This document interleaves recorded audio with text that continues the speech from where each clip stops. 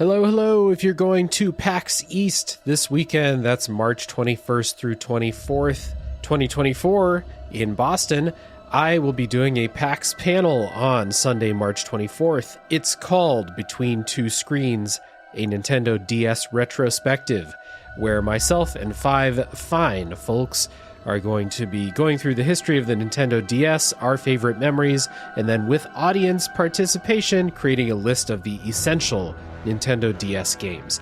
If you're going to be there, we'll be in the Albatross Theater on Sunday, March 24th at 12:30 p.m. If not, if you're going to be around a computer screen at that time, you can watch live at twitch.tv/PAX2. That's twitch.tv/PAX2. We'd love to have you check that out. That's what's going on in Backlog Land this week. I would also like to say thank you to the wonderful patrons that support the show and make all this possible.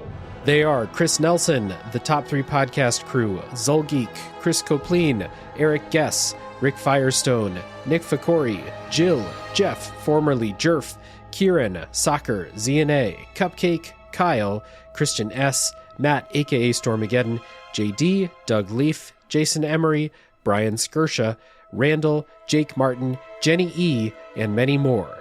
Those fine folks have gone to patreon.com/RealDaveJackson to throw a few bucks a month my way, help support the show, and they get to vote in polls for what games I do on the show. Like today's game, Titanfall 2, won one of those polls. So your support is always appreciated. And with all that being said, it's time for Titanfall.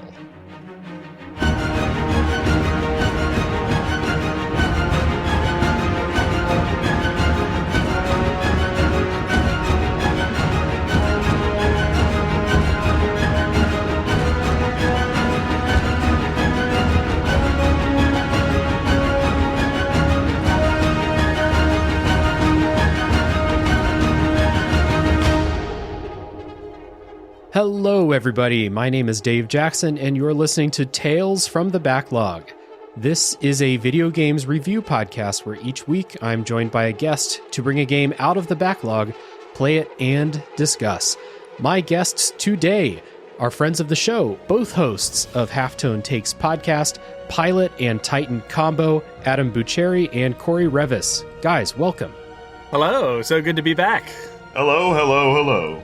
Adam, it's good to have you back. This is your 4th time on the show, and Cory's first time. Lovely to have you guys here. Yes, absolutely. And I'm so glad to have Cory here because Cory is significantly more qualified to talk about this game than I am. Yes, I am here. Please be gentle. It's my first time. Yeah, this is good. Past listeners of the show will recognize Adam from Shadow of the Colossus was the first one. Then we did the Resident Evil 4 remake along with good friend Jala. And we also did the How Everyone Got Into Horror Games roundtable discussion with Jerry and Dogface Gamer. Yeah, and that, Adam, you were the 4th. I was like, there were 4 people on that show. Who's the other person? Oh, it was me. I was the 4th person on that show. Okay. Absolutely. And Cory's first time on the show, and Cory's going to be our first-person shooter expert today because we're talking about Titanfall 2, which is a first-person shooter developed by Respawn Entertainment and published by EA for PS4, Xbox One, and PC in 2016. I want to give a quick shout-out before we dig into this today. Titanfall 2 was the winner of one of the monthly Patreon polls, and this is kind of a special one. I introduced a new perk for people at the Tube Producer tier, where they can submit games for those monthly polls. Every few months they can do that. And this was submitted by Chris, quote, spooky gym shorts and a 4XL t-shirt stiffy, end quote, Nelson. So, thank you, Chris, quote, spooky gym shorts and a 4XL t-shirt stiffy, end quote, Nelson. Great pick, Chris. I just want to say that for once I did not sabotage your poll. Historically, I like to sabotage your polls, and I did it this time. The polls are just a breeding ground for chaos and sabotage and I was going to say, you sabotaged the polls before? Yeah, you can manipulate your vote, and so if you're like really trying to... I always try to even them up because I like to do the Smash Brothers tiebreakers. Right, that's what people like, yeah. So... For once, no sabotage, and we ended up with Yep. Titanfall 2. Yeah, this was a clean victory. And if this is your first time listening to the podcast, the way we're going to handle spoilers in this episode is the same way we usually do. Most of the episode will be non-spoiler. Most of it will be focused on the campaign. We'll talk about multiplayer a little bit, but spoilers, me and Adam do not play multiplayer games. So we're going to get Cory's thoughts on multiplayer, and then we'll have a hard spoiler wall. After that, full spoiler time, again, talking about the campaign, but like, this is not a game with a story that can be spoiled, really. Like, I don't even really know what's going on in the story. It's just kind of like moving you from place to place with caricature villains every now and then. But what we are going to talk about is some of the levels, because one of the reasons I was interested in replaying this game is that this game has some really just cool, creative levels that people should experience. And that goes into my elevator pitch for Titanfall 2, which is FPS meets A+ movement and level design. What would you guys say? My elevator pitch is sublime locomotion and exquisite level design await you in the thrilling adventures of Hand with Gun and his robot dad. Hand with several guns. He does have a couple guns. Cory, what's your elevator pitch for Titanfall 2?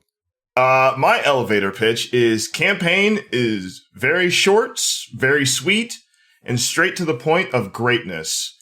And the multiplayer is one of the best in the industry, even after 8 years. So, yeah. Yeah, short and sweet campaign for sure. This took me just over 5 hours to play through the entire campaign.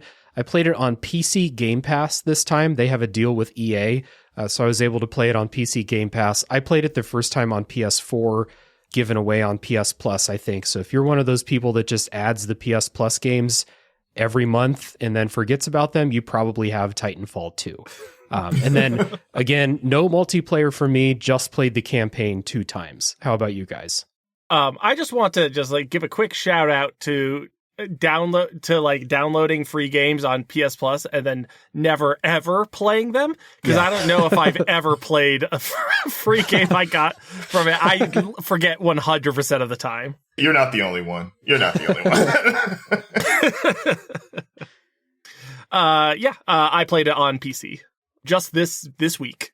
Okay, yeah. Short enough that you can play it in less than a week, for sure. Oh yeah, this was like a good two healthy play sessions for me.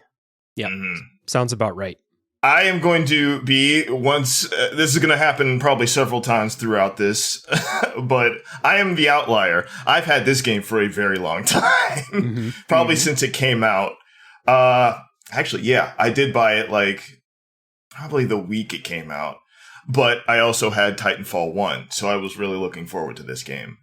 And then I did not have it because I lost it because it was a disc.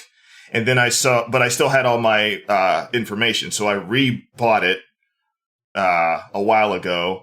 And then it was I got a PS5, and then I didn't have it, but then I had it again because of the PlayStation Plus thing. So I just re-downloaded it again, and all those memories came back to me, and I was like, oh yeah. So nice. I ended up playing it for a while, and I've played this campaign probably close to 8 times all the way through. Ah, nice. And it takes me about 4 hours, which is basic. This is the basic amount of time. So This is the how I feel about the Resident Evil 3 remake, which some people complain about being too short, but for me it's like, nah man, I'll just sit down and beat it in 3.5 hours and have a complete gaming experience and feel great about it.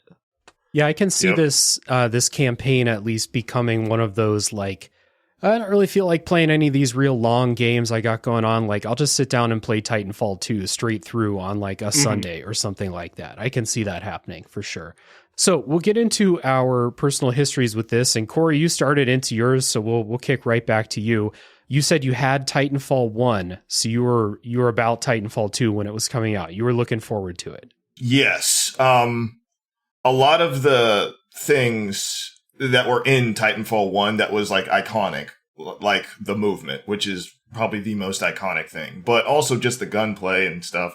Because I did play the multiplayer, but the multiplayer in Titanfall 1 was extremely janky, and it had a way different system about it, where everybody had a single chassis, like a single Titan, and you just customized it that way. But it made it like super weird and unbalanced and everything like that. It was not fun to play the multiplayer that much. However, it was fun because the Titans made it fun, but the outside of the Titans was kind of a little bit weird and not as like fun, not as movement based and everything like that. And it didn't have a campaign. It had what a lot of people like to say is it had a campaign, quote unquote, throughout the multiplayer. So as you played multiplayer, you had these middle cutscenes that basically explained what you were doing in each map, which felt really lame. And I was like, eh. And apparently I was not alone. A lot of people felt that way. They're like, where's a real campaign? Why can't you just make something short and sweet? We love this world. Because that's what basically the campaign in Titanfall 2 is. It is a very specific story that's a part of this world. It's not anything groundbreaking. It's just about one singular character that's happening in this like just mishmash of a whole bunch of stuff that's happening in the larger world. So, but I dig the world. And I always did. I love sci-fi, almost like rebel military kind of stories and stuff like that. So I always like dug that. So I was really looking forward to Titanfall 2. Nice. Adam, how about you? I think you're on the total opposite end of that spectrum, right? I am. I actually, here's a short anecdote. Previous to playing Titanfall 2 this week, my previous experience with the game, with the franchise, was that the last midnight launch for a video game that I went to, like to a store in person to buy a physical game, like a barbarian in the Dark Ages, that was to pick up Dark Souls 2. And so I went to the midnight launch of Dark Souls 2, and that was also the same day that Titanfall launched. So there was a separate midnight launch for Titanfall, and I was like the only Dark Souls guy and a bunch of Titanfall guys. And they were just like, bro, you excited about Titanfall? And I'm just like, I'm here for Dark Souls. And they're like, that's cool, man. And I was just like, yeah, your thing seems cool too. Oh yeah, awesome. That's actually really funny. They were nice guys. Good representation of the fan base. Yeah. But yeah, I played this for the first time for the show. I knew it had a great reputation. I've listened to people talk about it before. Similar to Dave, I am similarly repelled by competitive multiplayer. I think it is a gene that I simply do not have. I have no real appetite for that kind of thing. This isn't the kind of game that I usually gravitate towards. Like, I do like first-person shooters. It's just that, like, it doesn't occur to me to play them that often. It's not what I go to first. But playing this reinforced that I really do like this flavor of, like, movement shooter.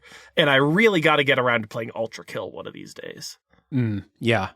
Yeah, kind of similar to you, like, I don't play multiplayer, so like when Titanfall 1 came out, I heard about it, but I was just kind of like, well, I hope other people have fun with that. I'm not going anywhere near that because it's a multiplayer only game. So none of my business, basically. So I also like first person shooters, but I just don't play that many of them. And we were talking a little bit before the show, like a lot of the games that I like happen to be in first person and they have guns in them. But they're all immersive sims, basically, like Prey and Deathloop and Redfall and Deus Ex and stuff like that. And like the shooting is good, but you can play those games and not shoot anybody, varying degrees of good. I also did Half-Life 2 on the podcast. That's another first-person shooter. That's a good game. Yeah. I played this for the first time in probably like 2018 or 2019, and it was purely because I got it on PS Plus. And everyone on like Reddit or wherever I was hanging out at the time was freaking out. Like this game's really good. If you haven't played this, give it a try. It's really short. And I was like, say no more. It's free and it's short and it's good. Okay, I will try it. And to get into our kind of quick opening thoughts before we dive in, all of those things, free, good, and short, are true. This game seems like it has like universal praise out there as far as the campaign goes. And then if you're into multiplayer, like people seem to like that too. And, you know, I think that this is one of those things that lives up to the praise. Like the campaign is really, really fun. The level design is fantastic, like surprisingly fantastic. You would think, okay, they're going to put a campaign in because they want to give people something to do while they learn how to play, and then they go play the multiplayer. Like they could phone in the level design, but they did not phone in the level design here. So it's just a really awesome, really fun game. And, you know, sometimes things live up to the hype, and it's really cool when that happens. Yeah, this game is 100% my favorite FPS of all time. Wow. I have played a lot of these types of games. Like I grew up on like Halo and, you know, Call of Duty, like the early Call of Duties and Battlefield and stuff like that. And I love Battlefield and everything like that. But when this game came out, even Titanfall 1 was so much fun and so much of a breath of fresh air. It felt a little bit like Quake, if you guys remember that back in the day. Interesting touch point. Yeah, but so just how you can run around and just do stuff. And so I was like, wow, this is just more refined. And then Titanfall 2 came out and I was like, yes, this is exactly what I wanted. And you can be quote unquote sweaty in the multiplayer, but everybody's more or less chill. Like, you can be good at this game, but the point is not to be good. The point is to be fun.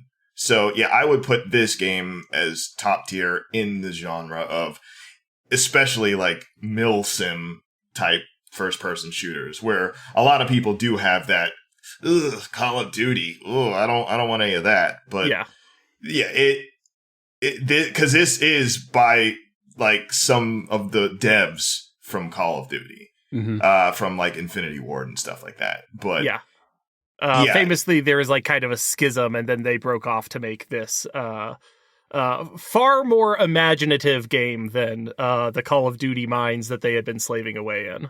Yeah. Like Respawn is just like that, and I appreciate them. So it's not a perfect game. By far, it's not a perfect game. But this game exists in my head rent-free. So, and I will allow it to do so. My opening thoughts are that in the spoiler section of this, especially when we're talking about the narrative, you are going to hear me clown on this game a little bit. That is something that I am doing while being hugely affectionate for this. I think that this is really fun and really good, and everyone should definitely go play it. Despite the fact that, like, if you care about narrative and story, like, this is a screwball comedy weird thing that they have created. I like this game a whole lot, as far as that single-player campaign goes. You know, I'm not going to play the multiplayer, but this is definitely memorable, and I can definitely see myself replaying it as a palate cleanser game of just like, I just came off of Baldur's Gate 3, and I need to do something that's not Baldur's Gate 3 right now. You know, that kind of thing. Absolutely. This is good, dumb fun, especially in the campaign. So we are going to take a little music break, and when we come back, we're going to set up what the story is in that campaign.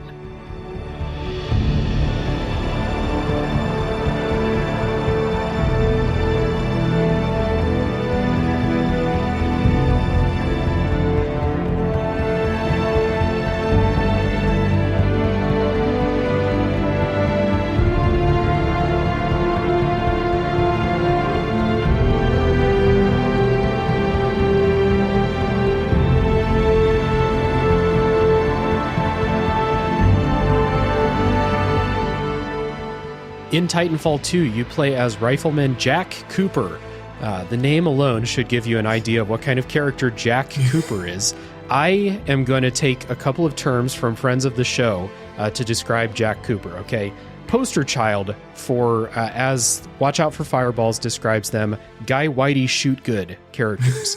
Correct. Or alternatively, as friend of the show Andre from Fine Time calls them, the impossible white man, which is basically a character who is a white soldier or guy, doesn't even have to be a soldier, no distinguishing characteristics other than he's very good at shooting stuff, basically. He came default. Yeah. Like, yeah, you got a character creation, and then the person was just like, nah, that's good. Yeah. Choose your backstory. I'd rather not. No, thank you. Yeah.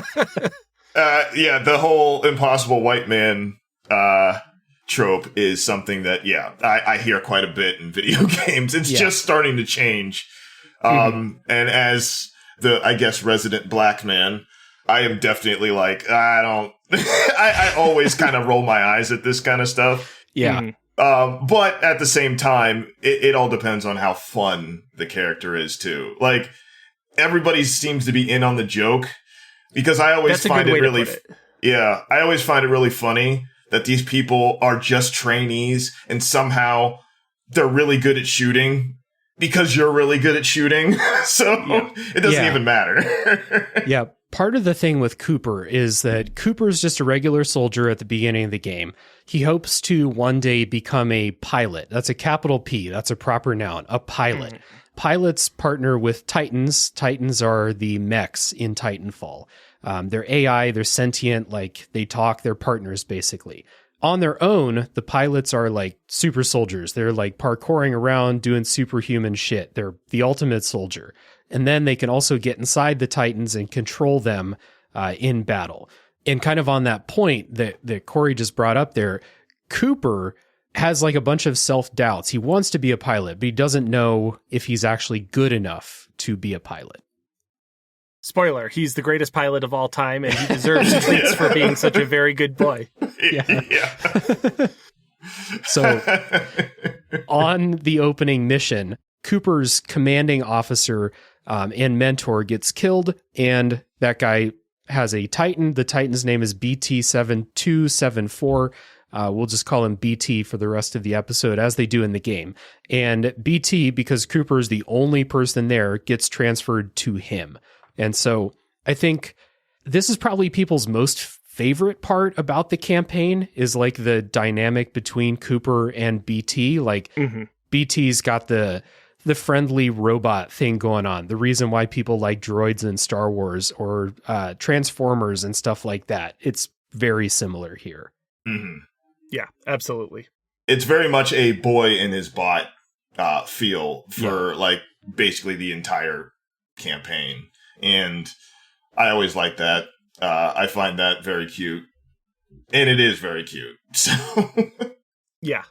People talk about BT as if he is your robot son. However, he is your robot dad and is clearly the adult in the room between the two of you. Yeah. Yeah, no, your character will be like, I don't know, man. I'm not sure I can do this. And then your robot dad will be like, you can definitely do this. I believe in you. Activating the apple slices protocol. Yeah.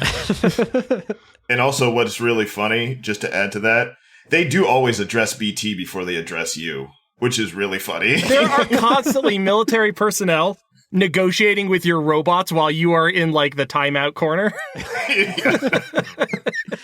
It's like that "Don't talk to me or my son ever again" picture. It's absolutely that, top to bottom. I never even thought about that, and that's really funny. This is like the setup for the game. Like, sometimes you get in trouble and you save BT. Sometimes BT gets in trouble and you save him. Sometimes you team up to just kick the shit out of everybody in your way. The story itself is like, there's a militia, there's a struggle between two factions going on. Like, there's people that are clearly evil and they're trying to get like a weapon of mass destruction. Basically, that's what the story turns into. Mm-hmm. That might be the last time I mention anything about the plot of this game, unless it's something that directly happens to you, Cooper, or to BT. That's basically all that's going on here. Yeah. IMC, I believe, bad, which is the Empire. and you are part of the rebels. So that's basically all you kind of need to know. Yeah, check. Also, just this is a sci-fi story with all human characters. There are aliens, but they are exclusively weird dogs. There's no there's no Mass Effect like different species trying to cooperate. That's true. Yeah, there are some alien species you fight against, but they're all animals for sure. Yeah, like they're not intelligent. So, that's really all I have to say about this story. This campaign is I feel like more about teaching you how to play the game and then getting you ready for, spending your life playing the multiplayer, getting sweaty if you want to get sweaty. Apparently, you don't have to. You don't have to get sweaty. That's one big thing about this game and Titanfall 2 in general. It's always been about, we're not Call of Duty. We are not Call of Duty. Everybody, we just want to shout, we're not Call of Duty. You can actually have fun here. It's also worth noting again that this campaign is really short. And I think that there are 1, 2, 3, 4, 5, 6, 7, and then an intro mission. So maybe 8 missions in 4 to 5 hours. It moves by pretty quickly. If you're not feeling a certain level, it will be over soon. But spoiler, we'll talk about these. There are very few levels that I wasn't feeling, but it is kind of like a go to this place, do some interesting gameplay, which we'll get into, meet this caricature of a villain, and then they're gone and you move on to the next place. It moves by pretty snappy. It's easy to pick a spot to quit, or it's easy to just go straight through the whole thing. Yeah. Yes. The pacing of this campaign moves at breakneck speed on purpose, and I think that's perfect. Yes, it is, I believe, basically one big intro into how it's teaching you how to play the multiplayer. Yeah. And not even play it well, just be able to press button, do things.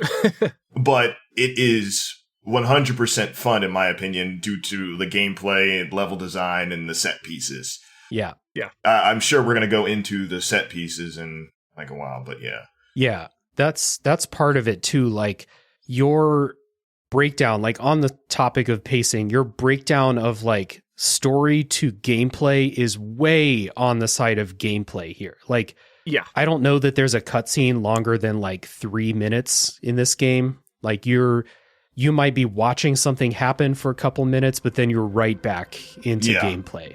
So that should kind of show you what the point of the campaign is, as we've talked about before. Yeah, absolutely. 100%.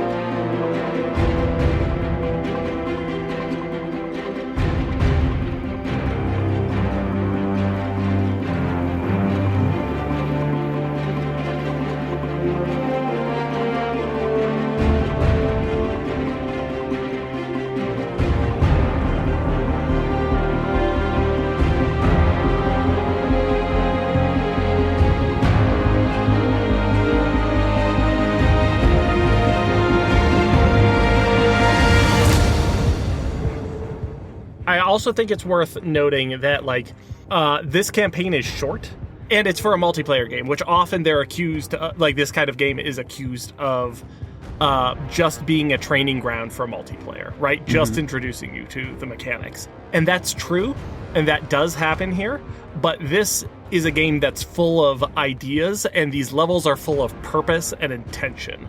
None of these feel like they are just recycled battle maps or multiplayer stuff that has been converted or hastily smashed together. These are big, ambitious, cool, intentional levels that are all really well designed and considered. Yeah, absolutely. These are designed as playgrounds, basically. This is not a game where the places you go are designed for realism in any way. They're designed to facilitate your movement, basically. And that's kind of the point of this gameplay. I think the guns feel really good. to shoot. And I think that I didn't know there was Call of Duty pedigree, but like you can shit all you want on Call of Duty, but like the gameplay feels good. It feels good to play those games. I grew up playing those too. And I think that DNA is here too. I really like how it feels to use the guns in here. They feel really impactful, which it's a big like pet peeve of mine to play shooters in general that have like bullet spongy enemies where maybe they got you on some kind of loot grind or some kind of level grind or whatever, and they got to have bullet spongy enemies to basically make sure you never feel powerful. That's why I am not really interested in playing highly acclaimed things like Destiny or The Division or something like that, because I've heard that about both of those games. Not here. Like, enemy soldiers go down in a couple of hits. Bosses are not like these tanky things that are going to take you 10 minutes to kill or, you know, longer than that.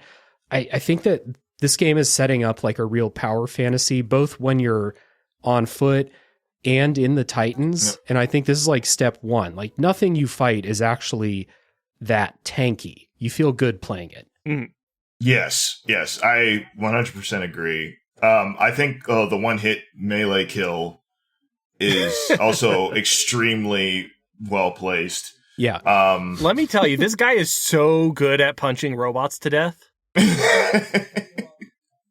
Yeah, I forget what is the melee kill? Is it like a gun bash, or is it just a punch? It's just a punch. It's just your punch. Hell it's yeah. just it's your a punch regular human unarmed fist. If you jump, or, you know, in the case of the multiplayer, grapple, you can just kick people to death. Like, one kick to like the dome or like the stomach, and they're out. They're gone. You disintegrate. I do want to give a special shout out to the shotguns in this game. This game has some good shotguns. Man, I picked up that one auto shotgun and then just basically carried it the whole game. And then there's the second shotgun, I think it's called the Mastiff, which shoots a horizontal spread, like a perfectly flat horizontal line, almost like a Dead Space gun. That one also rules. Yeah. Quality shotguns in this game. A famous one is the Kraber. If you know, you know. It feels I don't know. good. I don't know shit. Yeah. I don't know them by name, but I was just running through in my head. I was like, I didn't really fuck with sniper rifles too much in this game because like you don't want to stand still and shoot. You want to be running and, you know, wall running and shit like that. But everything else that I picked up feels great. Even like the pistols. The pistols are powerful. They're fun. And it all plays into that like the movement. Basically, it's facilitating you like moving around and shooting at the same time. Yeah. And it's not quite like Deathloop levels of like wacky guns, but like these are silly sci-fi weapons that don't make sense, like the aforementioned horizontal line shotgun. Or there's a sniper rifle with twin barrels that shoots two bullets side by side. Yep. Why? It's called like the double take or something. It's very funny to me. I know what you're talking about, but I forget. In case you have two targets that are hugging each other or something like that. Yeah. Exactly. Imagine somebody doing that while like wall running and jumping in the air. It is the epitome of 360 no scope. Yeah, absolutely. That happens all the time. Yeah. Wall run 360 no scope 70 feet in the air at moving at 112 kilometers per hour. Yeah. Bravo, well done. Yeah. Wizards. I tell you, wizards. Going back to just the broad overview of the gameplay, you talked about like low time to kill for most enemies. Enemies are not bullet spongy. Conversely, that means that I feel like the boss fights were pretty underwhelming. Fighting a boss Titan never meaningfully felt different than fighting a regular Titan. Yeah, I think the thing with those is like some of the bosses have special moves, and they're like, I definitely felt like the bosses were more dangerous. Like they did more damage to me for sure. But you're right, they don't have a lot more health than a regular Titan. And like there isn't that much diversity in what their moves ultimately are versus a regular Titan anyway. It's like they just, there's only so many things that they can do. Like, oh, this one has a sword, so they're going to run at you with a sword or something like that. Yeah. But there's other melee titans too.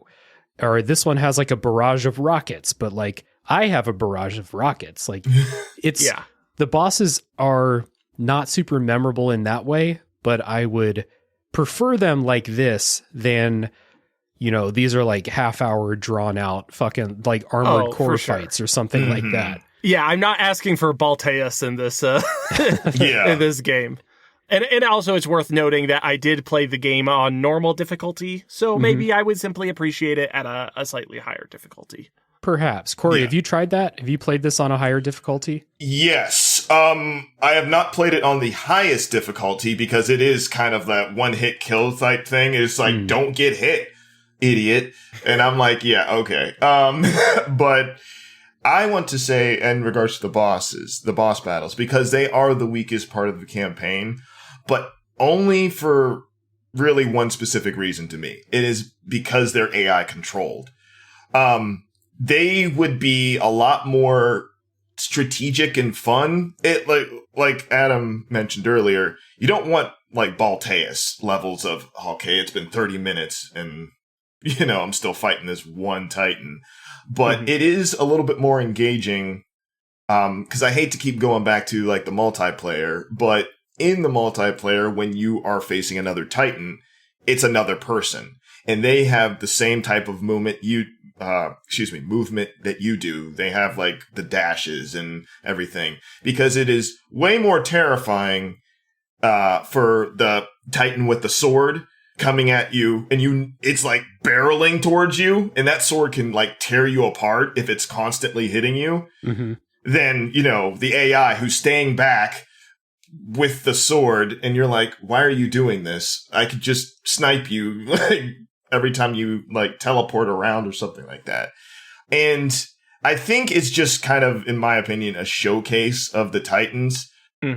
With one particular exception, and I guess we'll get to that later, but for the most part, I've never, like, you both are absolutely right. It's like, it doesn't take that much effort to take down a Titan, especially when you fight it just long enough that it starts repeating its moveset, basically, and you're like, oh, okay. Yeah. And you are constantly bombarded with health. Yeah. It feels like everything is so much, like, weaker than you by default. So, you know, it is one of those things where you don't really have to think about outplaying the boss. You just have to kind of wear it down. Yeah, and I'm glad you mentioned like the AI kind of reminded me why they're a little bit easier too, is because you're often fighting them in places with lots of cover, and the AI is just like, it's not great on the bosses, so you can just kind of like hang out on the other side of cover, and they might slowly mosey around to try and find you. They might not. They might just chill on the other side, so you can kind of peek out and shoot and then pop back into cover, which I don't really feel like is the intention with the Titan combat, but it's kind of how it can go. I think I played on the normal difficulty as well, and there were some bosses that like would really fuck me up if I was just out in the open. So I did kind of resort to that kind of like guerrilla tactics every now and then. Yeah. I will also say, for a game that trains you to do like multiplayer and all this stuff, it's weird that they never force you to do a rodeo, which Dave might not even know what that is, because because the game doesn't teach you it. But you can run up if you are in pilot mode, if you're outside of your Titan and you jump up and land on the back of an enemy Titan, you can yank out one of their batteries and deal like a third of their health. Oh, sick. Oh, yeah. And not only that, but you can rodeo them again, throw a grenade down where the battery is and completely waste them. It's like a one-hit kill. Interesting. Yeah, they don't teach you that. And from my memory, there's only one time when you're forced to fight a Titan while you're on foot. Otherwise, you'd have to like make the decision to get out of your Titan and go do it. You know, we've talked about the movement quite a bit, so let's focus on that, and then we'll talk about fighting in the Titans. So when you're on foot, This game has a big focus on movement, this parkour type, like wall running and sliding and hopping over ledges and stuff like that. You have a double jump in this game. Like, again, we're not really going for realism here. Your person can double jump. You're incentivized to be moving around and wall running and all of that stuff all the time. It's one of those games where, like, if you're just out in the open running, you can get tore up pretty quickly by enemy fire. But if you're wall running, accuracy for the enemies goes way down. So they want you to always be moving. And they do a good job of teaching you this and kind of escalating to a point where, like, certain levels later in the game, like, there's no ground. Like, you're wall running across bottomless pits basically all the time. Yeah. And it feels great. Like, this is a great flow state game. On top of, like, having really fun and satisfying gunplay, the movement, wall running, double jumping. This is a great game to, like, run into a group of people and slide and shoot while you're sliding. Like, it's really satisfying. I think this is great. Like, they did such an awesome job of just making this feel really good to play. Yes. To me, to add to that, you're incentivized to not just keep one gun with you, even though it's really fun to do that. Like you just Adam mentioned, like just having that shotgun, bam, bam, just all the time, because it's fun and it feels good because it's very impactful. Great shotgun. But you're incentivized to just use anything you pick up and just as you're moving, as you're sliding, as you're jumping, as you're like wall running and everything like that, and then use it, drop it, pick up something else, strafe around like an enemy. You could literally run circles around groups of enemies and just kill them off and not even break a sweat type thing. And they want you to continuously do that. Yeah. I just want to just talk about like some of the specifics of the movement real quick. Yeah. So like when we talk about like you're incentivized to run, like do wall running and all this stuff, what we mean by that is like not only does enemy accuracy go down when you're wall running is so effortless and so it's a better way to move, period. You are faster. You are able to get crazy height. There's at one point where you're like in an enormous elevator shaft and you're just like, I can just hop between these walls forever. I could scale an infinite mountain as long as there are two walls in close proximity to each other. It is really empowering just how much speed and movement and height and distance that you can get when you really get up to speed. Yes. Yeah. And a gameplay mechanic it's very slight, but a gameplay mechanic about the wall running is you are always ascending whenever you start wall running. You never just immediately start going down or something. It always pushes you up because technically from a visual, like world building perspective, you have rockets on your back. So they push you up.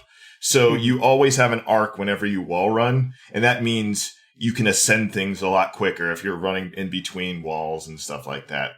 And you always pick up speed. So yeah. As far as like what kind of parkour you're doing, it's less Mirror's Edge and it's more like Tribes. Yes. That's a good reference. Yeah. Like you can pick up some wild momentum. Mm-hmm. And the levels, again, are designed with this in mind, like first and foremost. Mm-hmm. You'll be going through a bunch of like interior spaces, like you're inside of buildings quite a bit, and they're not designed like a real building would be. They're designed like they would be designed if everyone in the building were a wall running and wall jumping professional and not just you.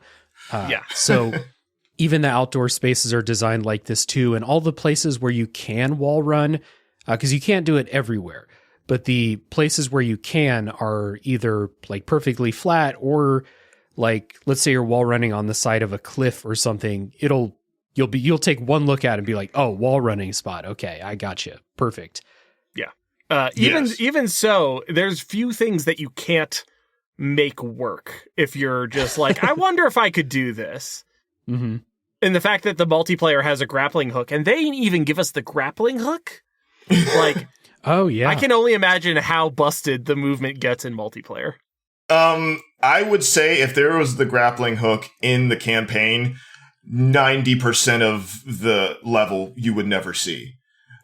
Because walls can't contain you. All you would need is you wouldn't even need a wall. You would need just a pillar, just a flat pillar. And you could just kick off of that, swing, one of the levels that we're going to get into, like where there's constantly moving platforms. You could just, go all you would need to do is touch that platform maybe twice. Just give yourself more momentum just to fling yourself across the map. Okay, so the grappling hook, like, it's not like a thing where there are designated grapple points. You can just grapple on anything flat. Yeah, you can just grapple on anything. Okay, even other people, even other players. Even other people. Oh, yeah. It would be super fun if it was in the campaign, but I think it would trivialize a lot of like the stuff that they set up. Like they probably tried and they were like, we want people to like engage with our platforming challenges and instead of just skipping everything. Yeah. Also note, like, this movement is not only like for combat, like there's lots of platforming in this game too, like even outside of combat. And special mechanics that are introduced in certain levels that might go away, like only for that level. And so there's a little bit of a puzzle aspect to a few of the levels that I think is like really, really well executed. And like the platforming in all the levels, I think feels good. It's really intuitive. Like there wasn't a lot of times when I would get halfway through and be like, wait, where do they want me to go? Like none of that really happened to me. And then when they introduce other kind of puzzle-esque mechanics too, those just kind of added onto the fun rather than introducing any confusion or anything. I might describe them as like challenges, right? There are navigation challenges, and there are like these unique mechanics that they'll introduce in order to create new exciting situations. But the game never asks you to stop and be like, okay, now use your brain and really think through the situation. It's always just like, go, feel it out. Just jump and you'll figure it out along the way. Yep. Yeah. And I will back that 100% because it wants you to keep moving. Yeah. And if you have to stop, then you're probably going to get killed. Because enemies, the one good thing that I like about this game in terms of like enemy design is they'll gang up on you if you stop for too long. So you gotta keep moving. And usually when you keep moving and you get a better sense of, oh, I know where I'm going. I know what to do next. I can keep this going. There's very few times where that will stump you unless you are terrified of heights. Because sometimes you jump into, like Adam said before, I just gotta jump and I don't know what's going to happen. I don't know if this wall will hold me. I don't know anything. But this game is about running and jumping. So I gotta just run and jump. Just run and jump. 2 notes on the levels. The levels are extremely linear. But they do a fantastic job of making you feel like you're navigating hostile spaces and not only taking the only path forward that's available. I might even go as far as to compare it to something like Half-Life 2, which I think also achieves that feeling where it's like you're playing Ravenholm and you're just like, oh my God, I can't believe that I like found this secret path through this attic and now I'm on the rooftops and like, am I even supposed to be here? And it's like, this is the only way that you could have possibly gone. But they make it feel like it's your idea, right? They make it feel like you're navigating it, which is a compliment. I don't want that to be twisted into like that being a negative thing or me criticizing it for being linear. I think that these are really well crafted. And again, excellent signaling and excellent flow of the level design itself. Yeah. I remember in the Half-Life 2 episode, I was talking about like the first level when you're on the rooftops and you're running away and it's like a really desperate sprint and you just take the first available door that you see and you're like, shit, well, I'll try this. And if it doesn't work out, I'm dead. But it works out every time because the developers are fucking good at this. They know what they're doing. And this game has that exact same type of feel to it because you're constantly pressured. Like Cory said, like there are like dozens of enemies in most open areas, and those bomb spider tick looking things, they will fuck you up. So like when you see them, they get you moving. Like you have to run away, jump up on a wall, and get moving again. And it's just everything is designed in such a way that either when you're in combat and you're like running and jumping around, it like chains into other things that you can wall run on or jump off of or double jump onto and stuff like that. You don't find yourself like up in midair and you're like, oh, I ran out of platforms or walls or something, and now I fall down into the group. Like I didn't have that happen, you know? I assure you that if you jump off of this thing and there isn't a vertical wall that you can wall run up against, a vertical wall that you can wall run up against will be provided. Yeah. There are lots of leap of faith type wall runs where you're like, well, this wall doesn't seem to go anywhere, but something will show up. Yeah. Yeah. I also want to give a compliment for if you are in a situation where either a new mechanic is introduced or you're looking at it and you're just like, I'm not quite sure how I'm supposed to navigate this. If you slow down for a moment, your helmet will start calibrating, and then it will give you the option to use a quote unquote ghost, which is a little hologram that will show you the path that you can take. So if you're in that flow state, you're never going to see them at all. You're just vibing. You're in the middle of it. But if you need a hint, slowing down will provide a hint for you in a way that to me feels good. I appreciated them, even though I only ended up using them like twice. Yeah, for sure. The fact that, it's not intrusive unless you want it to be there. It's a good addition. Yeah. Yeah. Yeah. That is absolutely the point of basically all of the movement and everything in this campaign is multiple ways to get everywhere and at every possible angle and go fast.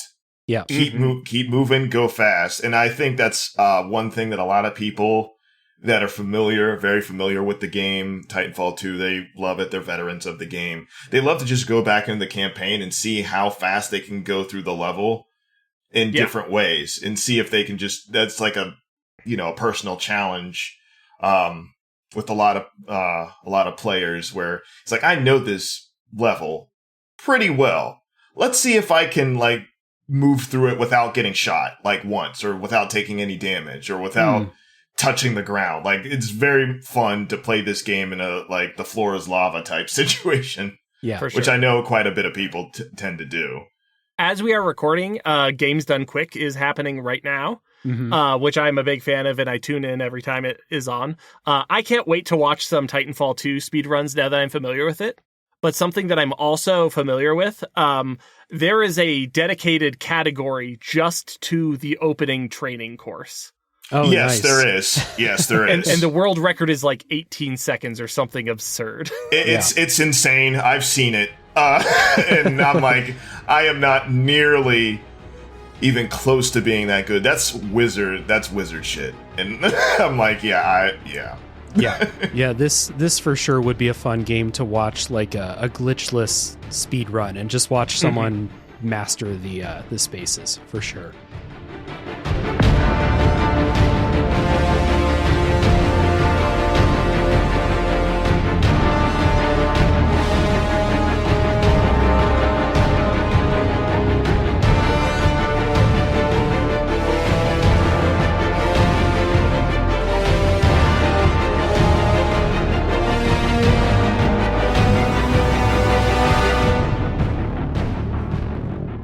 So we talked about the on-foot combat a lot, and we kind of touched on the Titan combat when we talked about bosses, but in every level, there will be a section where you get into the Titan, or there's some levels that's just all Titan combat.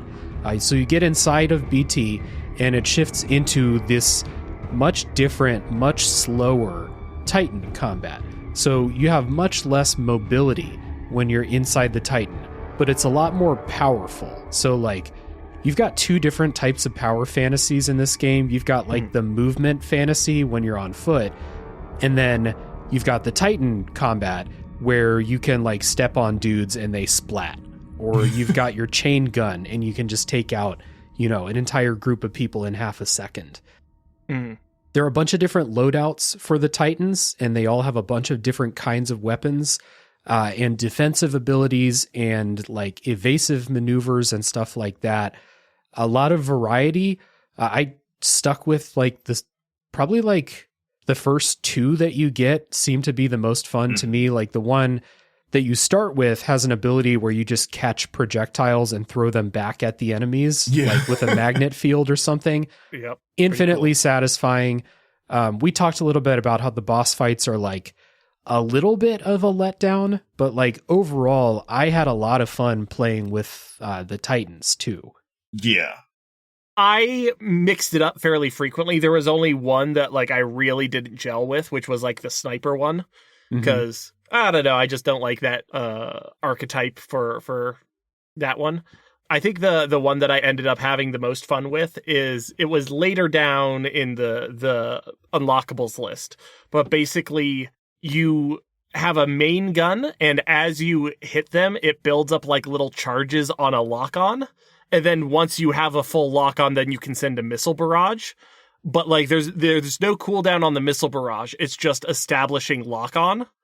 And so you can get some cool combos with that. I had a lot of fun with that. And I also really like the one with a shotgun and a sword. Yeah. Good Ronin. combo. Yeah, that one, I melted a few bosses with that one for sure. If you're aggressive, you can put out a crazy amount of damage. Yeah. I really like what you guys are saying about the Titan combat and the Titan basically levels and stuff, because that's exactly how it is. Like, how I love how that's supposed to feel, because that's basically how people are in the multiplayer, where you just, like Adam, you mentioned, like, I love like the shotgun with the sword and how it's hyper aggressive. That's how people play, because they're archetypes in the multiplayer. They're not just BT in the multiplayer. Right. It's like each one, there's I think if 7. I can take a moment, like in the multiplayer, probably at the start of a multiplayer match, you would choose one of these loadouts, which is like a different robot entirely, and then you'd have to stick with that for the multiplayer match, I assume. Yeah, I will get into the multiplayer in like a second. But yeah, it is kind of like that, where it's not just one basic thing and you just outfit it with different things. It's actually a class. It's more of like picking a class, basically, and maybe an RPG. But what I like the most about Titan play, basically, is the weight. Everything is weighty. Your movement is weighty. You have dashes. Like each, Titan has a dash. But it all depends on how heavy you are. There's Ronin, which is the one with the sword, is very tiny. So it has multiple dashes on top of a teleport. So it's kind of busted. But it's meant to get in your face and just hack you down. And, that's why it has a shotgun. So very far away, it can get picked apart. Which it has like the sniper. The sniper is not really like a weapon that I would use. The sniper, like chassis, it's called North Star, but it flies. So you're really hard to hit sitting very far away. And that railgun, which is the sniper, is really powerful, actually, if you build it up all the way, because it has like a charge. But I think one of the best, going back, I think one of the best feelings is like just lumbering around in a Titan because of the amount of weight that you have. And, it has a punch and like, a melee, and even shooting your guns, you can kind of see like the screen and the feel of the effects of it just jolt and everything. And I'm pretty sure that was 100% intentional with them just building that up more than they had in Titanfall 1. Because they did have that in Titanfall 1, but it wasn't as impactful, in my opinion. So they just overclocked it, and now everybody's like, oh man, this is what I've been waiting for. They built the whole game up to me getting into this thing. Yes, it's fun to run around as a pilot because that's really cool, but they built it up to I need to get my Titan type situation. So that doesn't disappoint. We're going to talk about aesthetics in a moment, so I don't want to spoil too much about that, but I do want to give a special shout out to the getting into your Titan animation. First of all, there's like 30 of them. Like the different angles that you approach them. If you approach from behind, BT will like scoop you up from between his legs, shove him in your pit. If you approach from the top, there's like another hatch that you can jump in. There's all kinds of ways that BT can grab you and stuff you into his robot mouth where you live. And it's cool every time. And then the panels like slide in like in a way that like is consistently really cool looking to me. I love just the overall presentation of the transition from pilot to Titan and Titan to pilot. Yeah, and those moments happen oftentimes like you'll start a mission and you'll be on foot for like the first 3/4 of the mission, and then you'll jump in the Titan for like the end. Like there's a boss fight or there's like a gauntlet you got to get through, and like maybe the situation's hairy, and you get that animation where like you're making like a mad dash and like BT opens up the, like you said, the pit where you live and sleep and work and everything. And your guy just like dives in, the things like closes behind him, and then it's go time. You're in like that situation that maybe was hairy like 5 seconds ago. You're now in total control. And it's like a really awesome like pacing moment. We'll talk about spectacle too.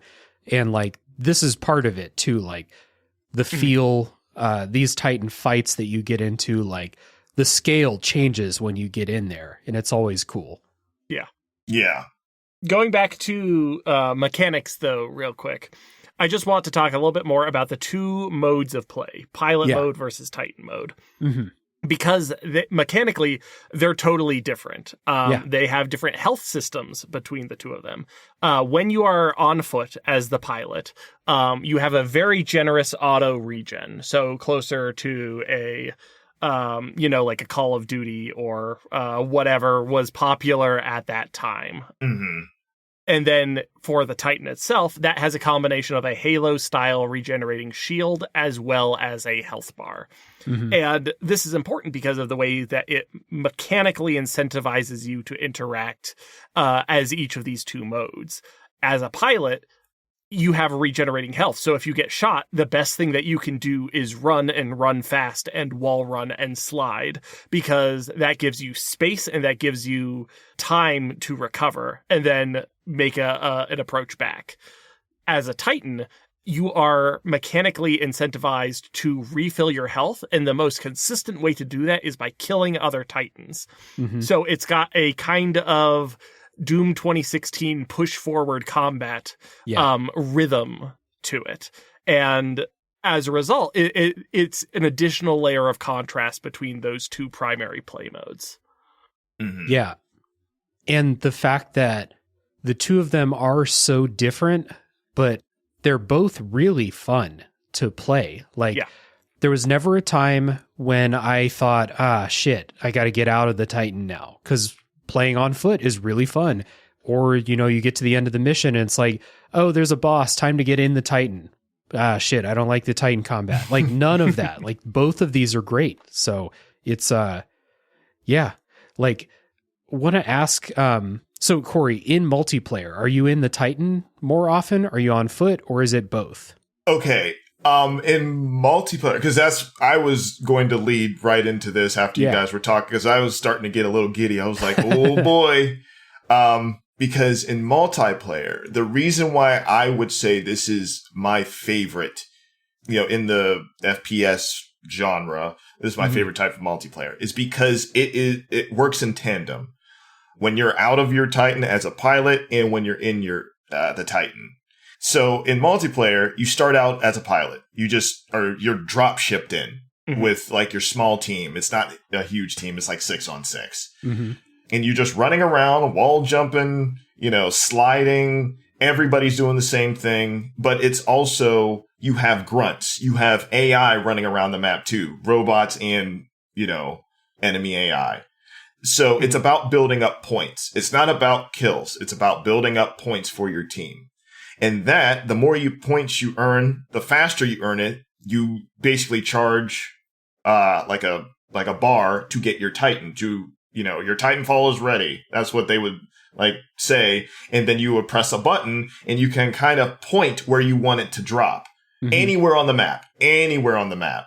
So you will see it coming out of the sky when it's ready, and it will just smash down, and there'll be a shield around it that no enemy can go in except you. And that is the whole point of, each match is getting your Titanfall and getting it fast and getting to your Titan, because that is another challenge. You have to get to it.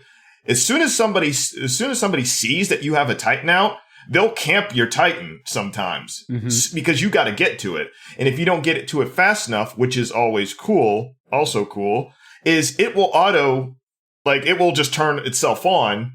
And depending on the loadout you have, it'll either have a very smart and aggressive AI, or it'll always try to find you and just protect you. It'll run while it'll try to catch up to you and basically stick by your side. So you can fight in your if you just running around as a pilot, you can run around as a pilot and your Titan can just follow you and just be backup, like a giant backup. Or you can get in your Titan. Now, what's cool about multiplayer is what I've always thought was cool is in terms of health, for example, because those little green batteries will drop, all over the place. You can get out of your Titan and go grab that battery and just have it as a backup battery whenever you get back in your Titan. It's actually faster to do that than to just chase after batteries while in your Titan. You're encouraged to constantly get out of your Titan, but then get back in when you need to. Because I've talked with people before, and they're like, well, wouldn't you just want to stay in your Titan?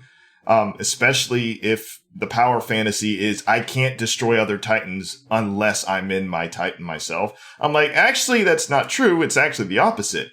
You're more powerful as just a running around fly that's bothering other Titans, because you have anti-Titan weaponry, like giant grenades and big beam rifles and stuff like that. You could be a menace to a Titan, especially if it doesn't know where you are, and you're just sliding in and out of buildings and around the map. Yeah, that's one thing I really liked about the very few times when you fight a Titan in the campaign when you're on foot is you have an advantage. You both have an advantage on each other. You're much faster if you're good at wall running and sliding and all of that. A Titan might have a really hard time hitting you, but if you do get hit, it'll fuck you up real bad. So I like that, and it seems in the multiplayer too, if it's you versus a Titan, you still have options. It's not like you are less powerful. It's just, you better not get hit. Yeah. And also a big thing that, Adam mentioned it earlier, is rodeoing a Titan. It nonstop feels the best whenever you rodeo an enemy Titan in multiplayer, because it's another player, and you take their battery, which takes a third of their health, and it just chunks down. And then, obviously they know, they don't advertise this in the campaign because it never happens. You never have enemy pilots flying around you. But in the multiplayer, when an enemy pilot is on top of you, in your own Titan, it'll beep and say, yeah, you have an enemy pilot on you. Get it off, now. And you have, a couple options. You can spray some, electric smoke and stuff to basically get them off. But you only have, a couple of hits of that. They're almost like fighter pilot flares to get, missiles off of you type situation. But they can just easily rodeo you again if you don't have any help or you don't know where they are. And they can, like I said, throw a grenade into your little battery area and then just jump off and you're instantly dead. Yeah. Unless you eject, because that's one thing that the campaign also doesn't have in it, is you can manually eject out of your Titan. And you have a couple of options, loadout options with that. You can have it like explode like a nuclear explosion and kill everything in a small radius while you shoot all the way up in the air. It feels really good because it's basically, if you're surrounded by other enemy titans and you have no health and there's no way to get out, you can just basically nuclear eject, and probably if they don't know any better, you can kill all of them and get like some type of multi-kill or something. It feels really good when that happens. This sounds legit. Like not that I was expecting it to, not be fun multiplayer, but like I don't know, you're kind of convincing me. Like especially earlier when you said that it's not as sweaty as online FPS can typically get. That's You're doing a hell of a pitch for the multiplayer here. I think a big reason why it's not as sweaty is because it's not based on kill count. Yeah. It's based on points. You can literally stand back and just farm all of the enemy AI, which aren't hard. It's the same thing as in the campaign where they, the only way they're going to really kill you is if they gang up on you. Gotcha. But you can just slide around the map by yourself and do that. And then even if you lose the match, there is an epilogue state that it goes into where you have to escape like on a ship. So everybody, if you're still alive, you basically, an escape ship spawns somewhere on the map. Not in the same spot, but somewhere. If you get to that in enough time, you get extra points for your team and whatnot. So, and that's used to level up and all kinds of stuff like that. And because I do like the progression system in the multiplayer too. It seems very fair. There's no pay to win. It's just a whole bunch of decals and stuff that you can customize your Titan and everything like that. And it's just everything feels very snappy and everything feels very smooth and good. And the matches are quick. They're never long. It's get in, get out. You can have a good time for a couple hours and then just be fine. Nice. Cool. Well, that has been Cory's multiplayer corner for Titanfall 2. Appreciate the explanation because, Adam and I didn't try it. So I'm, probably not going to play it. I just really don't like being competitive with people online. But like, this does sound like one, I'll hop into Rocket League every now and then and play online. But this sounds like one that does sound like legit a lot of fun. So, let's listen to a bit of music. We've got some stuff to clean up, and then we'll do our wrap-ups before the spoiler section.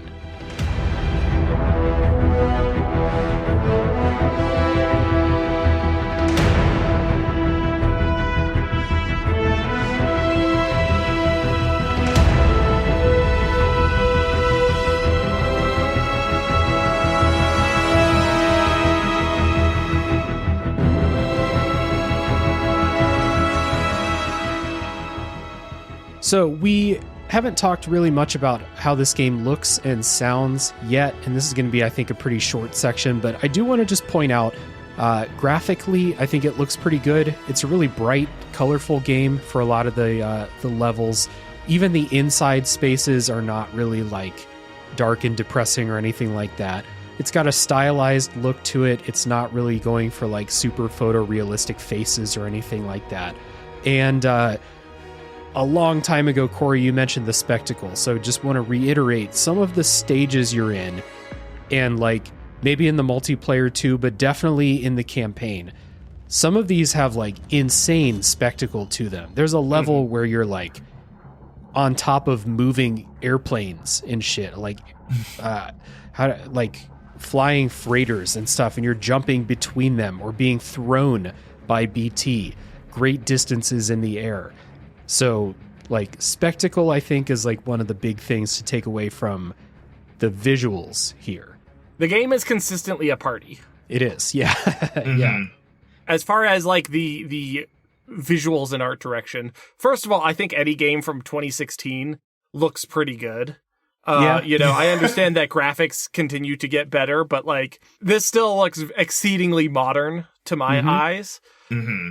I think that the art direction is consistently strong. It's maybe not my favorite just in terms of like some of the shapes and stuff that they use for the mechs compared to some other franchises, but like it's got a high baseline. Everything looks good. Everything looks like it fits, and it really does largely avoid generic spaceship interiors, generic corridors.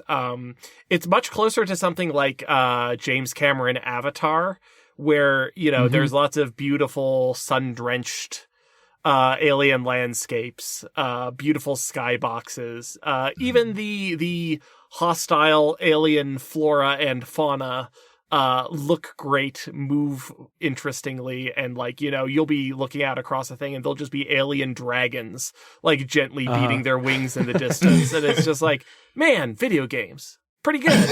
Yeah, video games, cool video stuff. Games, cool. Yeah, and again, like visual clarity is a plus too. I think like there's a lot of busy stuff. Again, there's dozens of enemies in a given place. You're trying to find a place to wall run and kick off of and stuff like that, but it's never hard to find those things. It's usually not hard to find enemies either. Like everything stands out.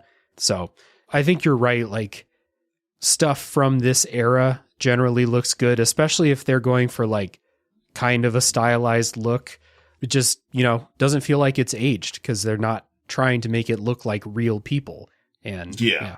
The last thing that I want to say on the the presentation and the stages, the one sincere blemish that I feel on the whole thing, I'm curious as if this bugs anyone else.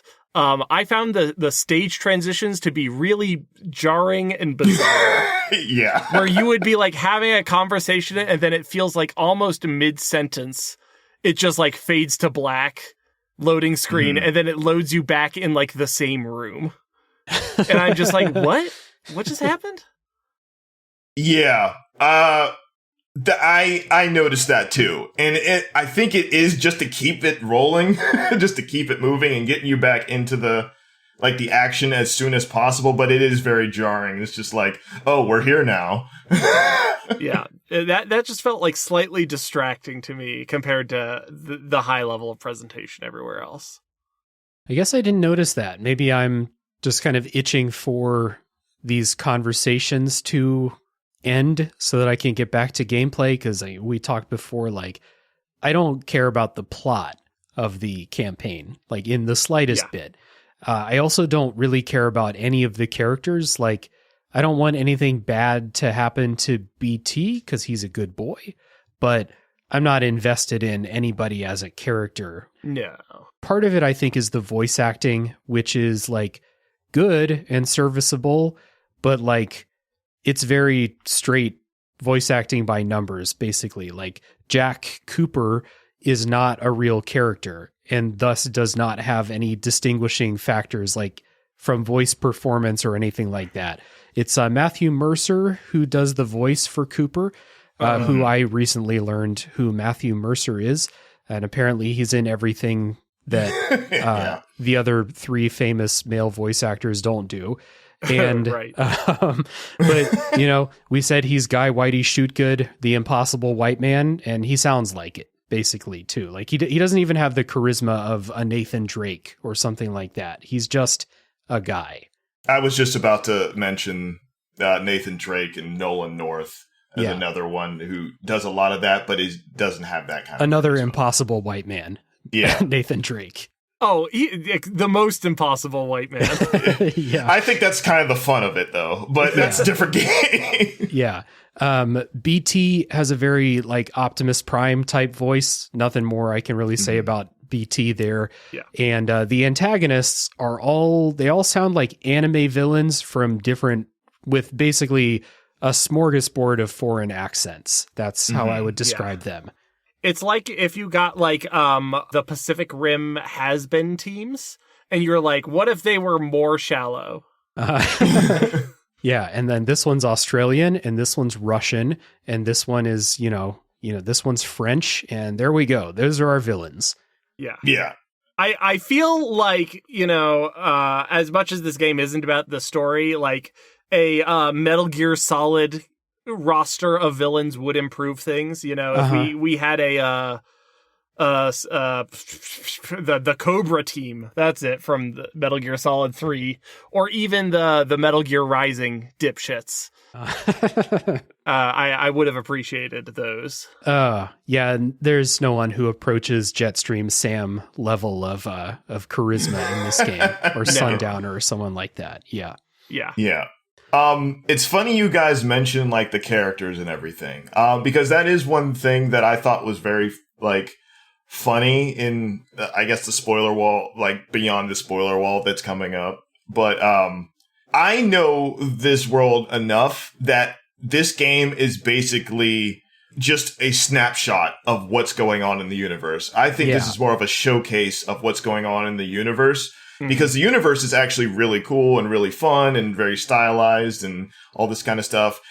As if you ever know of the game Apex Legends, this is basically a prequel to Apex Legends. Yeah. Because the main bad guy, quote unquote, who is very Australian, and he's just like this old gruff mercenary. And yeah, he's old gruff mercenary guy. He's basically the start guy, like the guy who starts Apex Legends, which is why he kind of just, So it's really funny that like a lot of these characters are just throwaway, especially the villains are just throwaway, because that's exactly what they are. Like they're never mentioned again or anything like that. But they are in a wider narrative. Like they're actually apex predators, and because they're like a small separate faction or something like that who are all mercenary shenaniganized guys. And you kill them very quickly. You're meant to kill them very quickly because it's not about them, it's about their titans. Yeah. All except, like I said, for one, like towards the end and whatnot. But yeah, all of like the story itself, the plot itself is kind of it's kind of throwaway in my opinion, because it's more about the world itself. And, it brings up so many, other characters, random people that sound kind of interesting, but they don't have enough screen time. So they're like, I guess this is just another throwaway guy, unless you think he or she or whatever thinks is really cool. Which a lot of people like, if you like playing multiplayer games, you will check it out in Apex Legends, because a lot of lore, like environmental lore and everything, is in Apex Legends. There's tons of it, but only if you like multiplayer. Otherwise, you will have no idea and you won't necessarily care. And it's just a fun romp. Like I said, boy and its bot type romp. And that's okay too. That is perfectly fine. Yeah. I think that kind of summation there for a lot of people is a good transition to get us into our kind of closing thoughts before we wrap up the non-spoiler part of this episode. So, in this section, we always just answer the question, who would we recommend Titanfall 2 to? Adam, I'll kick over to you first. I had a genuinely great time playing this, almost exclusively in the wireframe. Again, there will be clowning on the story, but I don't care. I might not care about this world or these characters necessarily. I'm glad that there is more to it. But moving your guy around and piloting your metal dad is fantastic. The level design is world class, and the brisk length makes this an easy recommendation to anyone who is inclined towards this genre. And Cory. Yes. I am well aware that people that are not fans of, competitive, generic sci-fi multiplayer shooter are going to steer clear of that mode and go straight to story mode only. Which in my opinion is a shame, but I understand their proclivities towards such things. But beyond that, like great level design, movement, and gunplay that you seek. The campaign is in small spurts and stuff like that. It utilizes this to great potential. So if you're looking for a quick 4-hour boy and his bot type game that doesn't take itself too seriously at all, but it's still a very fun adventure, then this is absolutely recommended for you. But also, if you really like multiplayer, like one of the best, if you're into that kind of stuff, this is probably one of the best on the market. Yeah, I can see that. I will just echo what both of you have said. You know, as someone who's only really going to play the campaign does live up to the hype. It is, you know, it has the reputation again of it feels like one of those hidden gems that's not actually hidden because everyone says it's a hidden gem, but it is actually good enough for everyone to kind of put it on that pedestal, I think. Like the movement, the gameplay, the gunplay, the level design is all so good, and it's so short too. It's like it's not a, you know, it's not an immersive sim level commitment to play through this. So it is a good, dumb, fun time just kind of going on the ride with the story. And, you know, when a villain pops up, you go, haha, what a weird little asshole. And then they're gone forever and you move on to the next one. So yeah, I echo the recommendation. Like, if you have room for an FPS in your heart, like, it might as well be this one. I feel like for a pure FPS, you want to talk about immersive sims or something like that. That's another podcast. You know, I'm here for those too. But yeah, so pretty unanimous recommendation from the three of us to jump into that campaign, and then maybe the multiplayer if you're into that kind of thing. So let's do our housekeeping before we get into spoiler time. Well, we start out the housekeeping by having the guests talk about the stuff that they make. So we've got both hosts from Halftone Takes podcast, and then Adam also does some game designing too. So I'll turn the floor over to you guys and talk about the stuff you make. Yeah. Cory and I are the two hosts of the podcast Halftone Takes, as previously mentioned. It is a cool little interview show where we take turns picking topics and asking the other about media, art, and the creative process. I think that it's a lot of fun. You can listen to the show wherever podcasts are found. You can join us on our Discord and chat with us about it. I also am a game designer, and you can find my games on boocherry.itch.io. That is boo like ghost, cherry like fruit. I make a bunch of tabletop games, as well as other weirdo stuff. Yes. Hell yeah. And Halftone Takes is something that I was happy you started a podcast, Adam, and got Cory into it too. And it's a podcast I listen to basically every time one pops up on the feed. So if you guys were to point people to a certain episode that you think is either representative or just, you know, a lot of fun, what would you say? Where would you point people? Sure. I think that the Goofy movie episode is often cited as a good onboarding episode, but also we recently did the Lord of the Rings one.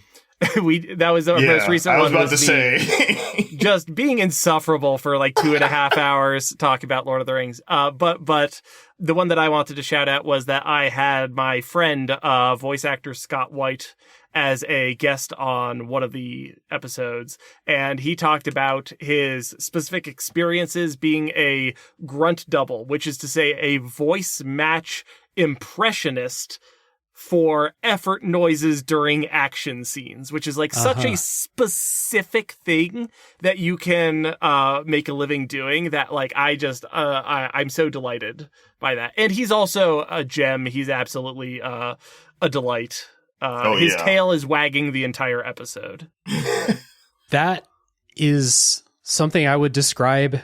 Like, I would use that description for basically every episode of Halftone Takes. Someone is like that, because kind of the setup of the show is one of you is super passionate about something and the other person interviews that person about that thing, which is, you get deep into like the special interest in that particular episode. So that Lord of the Rings episode, I fucking love the Lord of the Rings, and I get like 2.5 hours of like absolute fucking nerd fest about Lord of the Rings. It's fantastic. Yeah.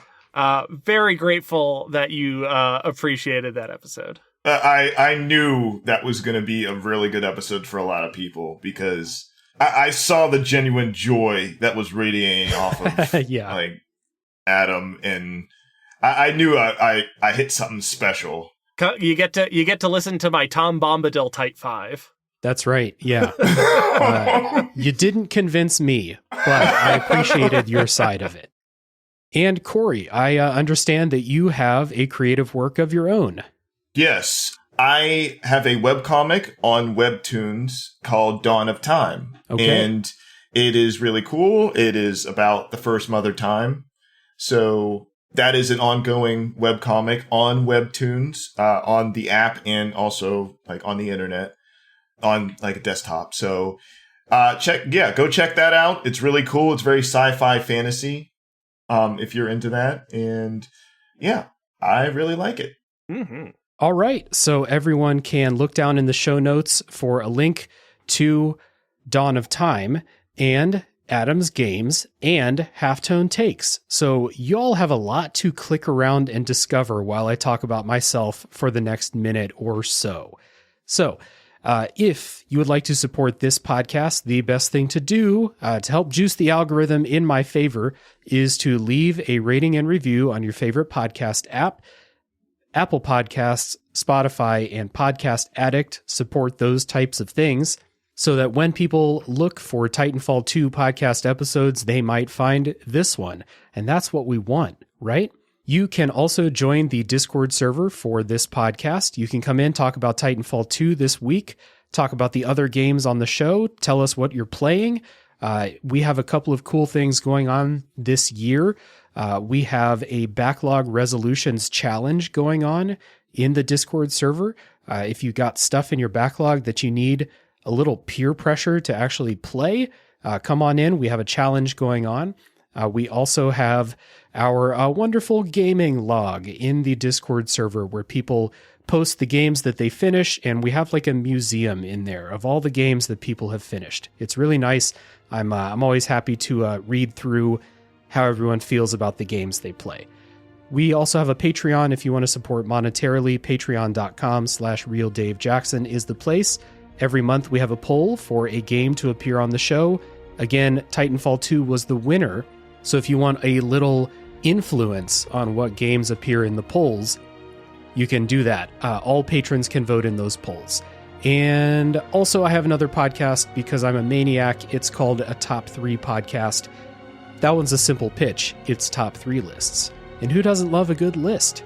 So I think you'll enjoy that. And I think you'll enjoy listening to this music. When we come back, it's going to be full spoiler time for Titanfall 2.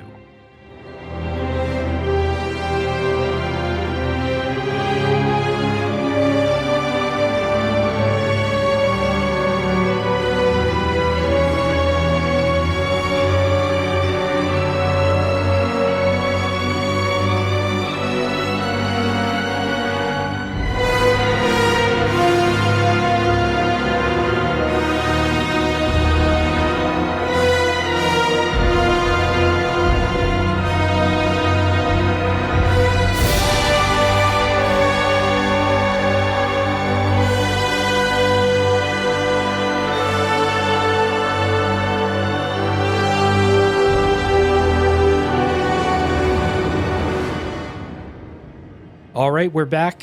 Adam, Cory, and I are ready to dive in for full spoilers for Titanfall 2. And I mentioned this at the top of the show, but this spoiler section is not really going to be plot focused. I just want to talk about how cool some of these levels are. And we're not actually going to talk about every single level, but I do want to shout out the cool ones along the way and some cool moments that happen. So the intro level just kind of like teaches you how to play. And then the next one, called Blood and Rust, is one where you get separated from BT. And so I just wanted to shout this out as like a cool, well-paced level where like you're kind of running through this interior like sewer type level, trying to get back to BT. And they really set up these moments where like you're fighting back to get to BT. Like you can see him on the other side of a grate, but you can't reach him. So you got to go around the long way. And like when you finally get back and reunite with BT, it's really cool. When you, like we said, it's kind of tough. It's the second level. It's definitely harder than the first level is. So when you get back into BT and suddenly you're just mowing everybody down, it's super cool. It's just a nice kind of level for that. Mm-hmm. I think it's a good way to establish basically the rhythm of the game itself. Yeah. You're going to go be separated, get back to BT. You're going to go get separated, or like leave BT for a little bit, then come back and fight a boss at the end. Yeah. And it's worth saying that, like, you are not BT's original pilot. The original pilot dies, and then BT looks at you and is like, engaging adoption protocol. You are now my son. Yeah. Almost in exactly that fashion, too. So. Would you like some apple slices? I also have a note that says, there is a person named Kane here. He dies instantly and is not relevant. Yeah, it's basically the story for all of the bosses. You go through the level. Here's the rhythm, right? You go through the level. You might hear the name, or you might hear them on the radio. Yeah, you don't know why they're important, but they sound evil. So correct. Then you fight them at the end of the level, and they're never mentioned ever again. Yeah, there's like one point where someone's like, did that guy die? And someone else is like, yeah. And it's like, oh, man, that's about like the most you get. Yeah. Yeah, if I were him, I would just simply not die. Well, it sucks to suck. My turn next. Try wall running next time, dipshit. Yeah. Yeah. The next level is called Into the Abyss. And I forgot how early this level is. It's like the third level. Like they do the intro to teach you how to play. Then they do Blood and Rust to kind of like ease you in. Like ease you in, but kind of raise the challenge a little bit. And then they're like, okay, you ready for the cool shit? Because the cool shit's starting in level 3. So this, for people following who have played and don't know the levels by name, this is the one where you're on the assembly line where these houses are being mass produced. And we talked about scale and spectacle earlier. Like, these are full-size houses being constructed over an abyss, a bottomless pit, basically. Basically. Like this cavernous room that these houses and this assembly line is working in, basically. So the scale is crazy. It's an assembly line making like prefab neighborhoods. Yeah, exactly. And so, like, by this point, you know that, like, the IMC, they're evil, right? And this is an IMC factory. And you don't know why they're making these houses at first. And I was like, oh, okay. So I don't know what are they colonizing planets and they need to just put up like the Desperate Housewives neighborhoods in every planet that they take over or something like that? Or are they housing the homeless or something? Yeah. Nope. Not the Empire. They are making these houses for combat simulations. And that is the only reason they're doing this. They need to get combat data for the orphan crushing machine. Yes. Oh, yeah. Nah, that'd be too expensive. We don't have any orphan. We'll just do it ourselves. You cannot talk about anything in this game being expensive because the amount of property damage that is done is in the trillions. It is grotesque waste of resources.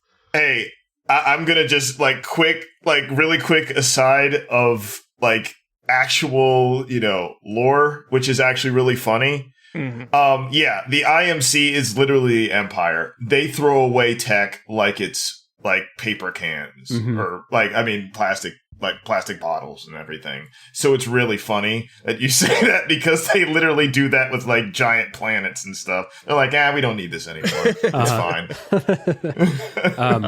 But I had written this down. This is like your first, like, holy shit, this movement system, this combat, like you go in and like the house is just like one wall of a house, right? And then maybe there's like a fucking shelf stuck on the wall. And you ride that for a bit, and then you have to jump off and go into these like combat things on these, these platforms. And there's a bunch of dudes, staircases, walls to run on and stuff like that. And you're just constantly moving from like combat arena into like moving houses that are more constructed every time you jump in. Yeah. And it's got a really good like flow state to the whole level, basically. I mean, the whole game basically does, but this one's really noteworthy because of, like, I think the scale of the place and how it's all taking place over bottomless pits, and just super fun. Yeah. for me, this is a wonderful display of the developers really understanding what they've created and then finding the best possible way to showcase those strengths, where they're just like, hey, a fun verb is for you to move like this, jump like this, do this sequence, do this little gauntlet, and then while you're in midair, start shooting fools on the other side, and then power slide down, and then run up a staircase, and then jump onto the next part of the conveyor belt and leave people behind. And like all of that is like one seamless motion. And the like, there's a lot of games that you play that feel like they have like some conflict in their central identity, or they don't quite know how to express the strengths of what they've created. And this like just totally is a show-stopping moment. And again, level 3, like, awesome. And it showcases also the level design of they're willing to play around with it at all costs type situation, because you know how the assembly line is, it flips upside down. It makes that like almost like a, you know, like a movement puzzle in itself, where you have to like, how am I supposed to get out of this and everything? Because it's being made throughout the entire level, which I always dug. That is like, wow, if you stand kind of off, like at a distance, you can see each like part being made in these like prefab, like almost neighborhoods, and you can go and just play around in it. You can get killed by it slamming like a wall down, and just to, just to see that, or you could just run through it as it's being like bolted down to like these, platforms and stuff. Yeah. It's all very cool. And then at the end, they've fully assembled the neighborhood, and then they rotate the entire neighborhood at 90 degrees, and now you have to jump on the sides of buildings and cars and stuff in order to finish your navigation. Just super cool, super playful, super creative. A+++ level design as far as I'm concerned. Yeah, and Adam, tell us about the villain of this level. I'd love to. There's a person named Ash here. She dies instantly and is not relevant. And I want to add, she's not relevant in the campaign. Nobody cares about story mode Ash. Everybody cares about sexy competitive multiplayer mode Ash. Okay. So that's really fascinating to me. Are all the bosses like characters that you can play as in the multiplayer? No, they're in the multiplayer. There's factions. Right. So like, Ash is a part of like an actual specific faction. Like this whole prefab like factory is hers. So, the bad guy, the ultimate bad guy, gave her all this money to do all these things and do all these experiments with robotics and stuff like that. And, classic villain stuff. So It's like, oh, okay. So you can join her faction in the multiplayer and just be a mustache twirling bad guy. It's just another customization, option. It doesn't necessarily mean anything except lore reasons. But like the other bosses don't show up as characters in the same way. Only one other one does. Everybody else is kind of like lame. And which is why I think it's really funny when like the previous thing you said, like Kane dies. I'm like, who's Kane? I don't even remember him.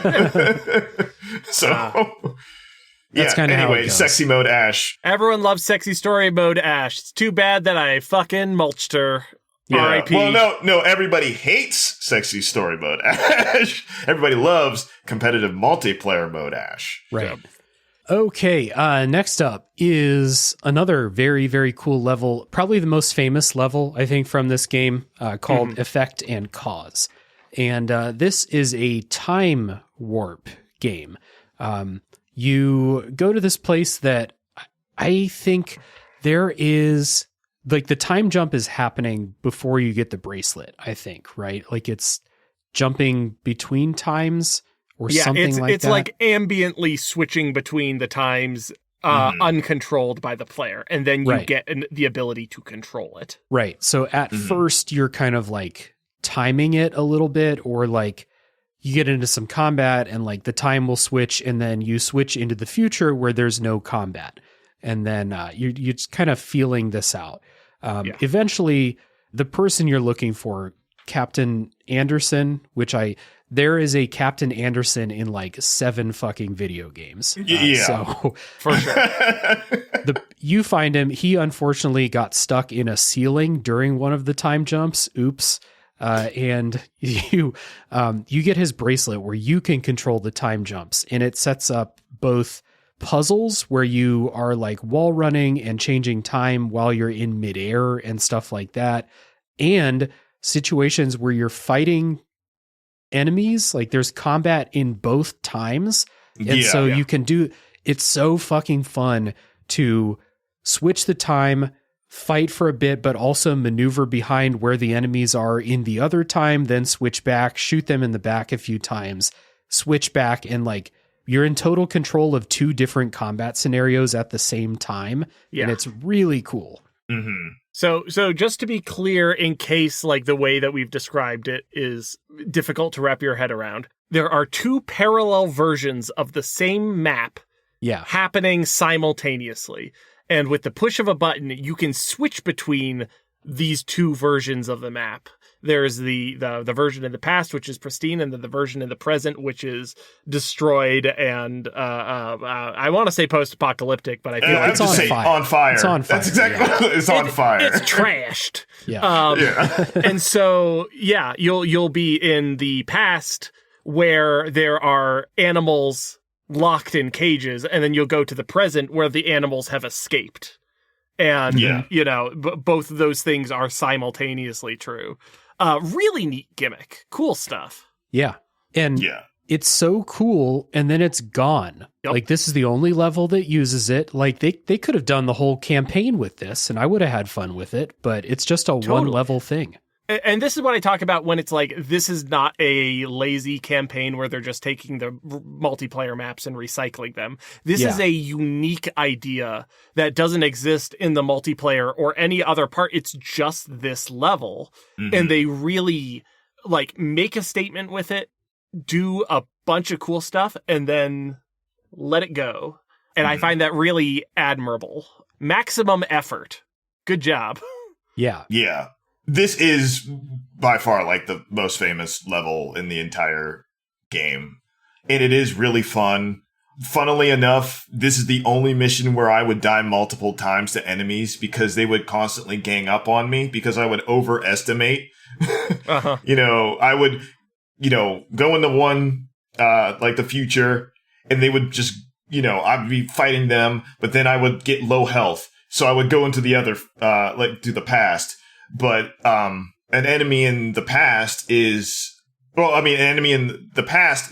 like the people like actual soldiers are. The future, which is the present where you are, has security bots that will explode if they get too close to you. So I would constantly like, oh yeah, I could just go over here and heal my health. Oh yeah, they snuck up on me and now they will instantly explode and kill me. So it was funny to like throw a grenade in the past and then warp to the future and then just be like, wonder how that went. Yeah.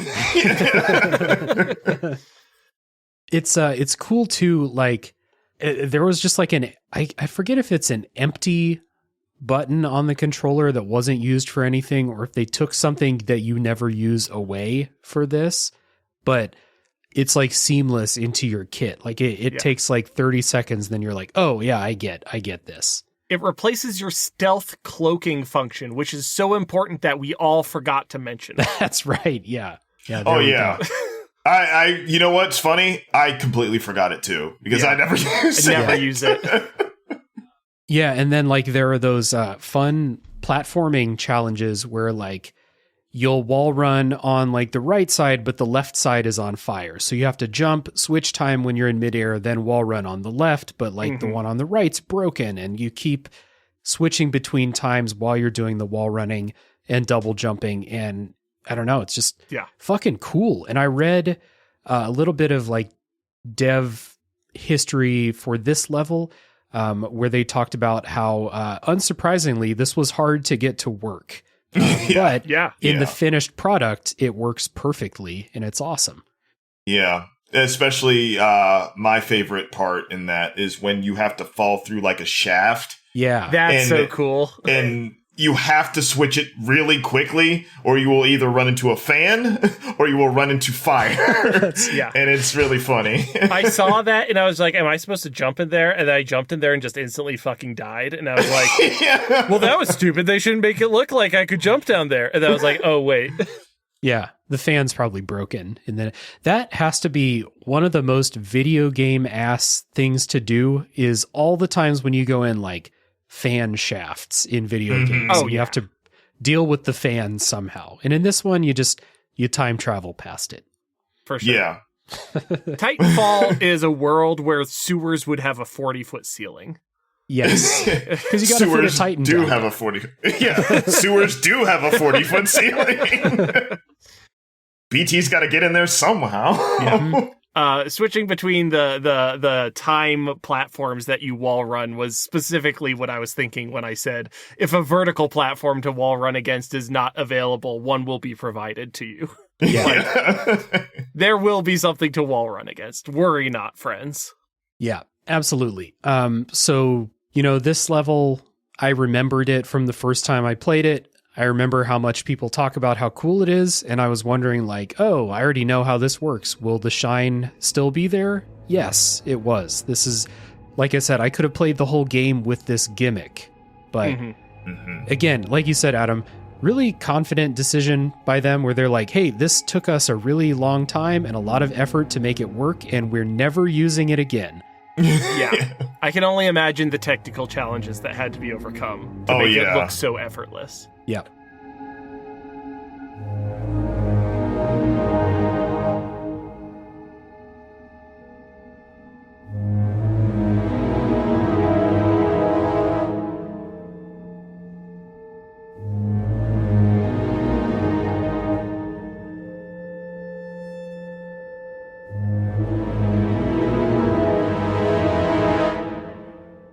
So the next mission is called The Beacon, and this is one where you have some kind of like device that can remotely interact with these panels and move platforms into place for yourself. You also are moving stuff that's on cranes to set up wall running stuff. This is like emblematic of the thing I said earlier where I said these are not real places, these are playgrounds for your move set. And like there's no way that this place would exist in any sci-fi universe if people were not able to wall run. Yeah, no, it's definitely a situation where it's just like, how do they get to their jobs? Yeah. It's like imagining like what does it feel like to work at the Spencer Mansion? It's just like, well, yeah, not good. Yeah, I mean, it's almost Mirror's Edge-esque, where, if you really think about it, Mirror's Edge is like a city set up with a whole bunch of outside doors that lead to nowhere. So you can and they're only meant for you to bust into them and then like run in the inside and then bust out of another door that leads straight to a roof that goes all the way down and has like a straight drop. It's like, why is this here? Oh, it's only for me. Yeah, so, it's for me, the player. Yep. Your Rain World episode just came out, and the stark contrast between the cruel indifference of that game versus the everything is made for you. Yeah. Here is. Yeah, absolutely. Yeah. There's a neat gimmick that I enjoyed is that there are these giant turbines, which they're doing some kind of aerodynamics test, I can only assume. I can't even describe this facility, but basically it's like giant wind tunnels, and then you're moving these platforms in order to block the wind or create stuff. There's some neat challenges there, but at one point you can activate it, and you have to follow the wind, so it launches you down, and then you do like a 200-mile-an-hour wall run across like all these curving surfaces. It's pretty cool. When it comes to the giant turbines, I'm a huge fan. Hey. That's right. That's in the indoor section. Before you go up on like the towers with the cranes and shit, there's an indoor section. I think that's the place where they're like You can only be in there for like a really short time. The radiation will destroy you. Yeah, so it's hyper cooled. That's why there's a lot of turbines around, because it's like cooling it like all the time. And then you go in there, you do your impossible white man shit in like 20 seconds, and you come out and they're like, whoa. Yeah. They literally said that. They're like, wow, you did a really good job. Yeah. I didn't think you could do it. Yeah, they're just like, the last guy we sent in there didn't do so well. And then it cuts to Solid Snake crawling through the microwave tunnel and just being like, come on, man. I'm doing the best I can. I'm doing the best I can. And then your guy just like stunts on him. So this level, like when you're up on the tower, has those platforming sections kind of similar to the last level, where you're like in midair hacking panels to like bring up stuff for you to wall run or jump on top of. And it also introduces something that will become a thing like in most of the later levels, where BT picks you up and throws you. And I think they call it a fastball. Yeah. Thank you, Adam, for writing it in the notes. A fastball. In universe, it's called a fastball. Yeah. It's cute. It's cool. Yeah. Yeah. Pretty funny.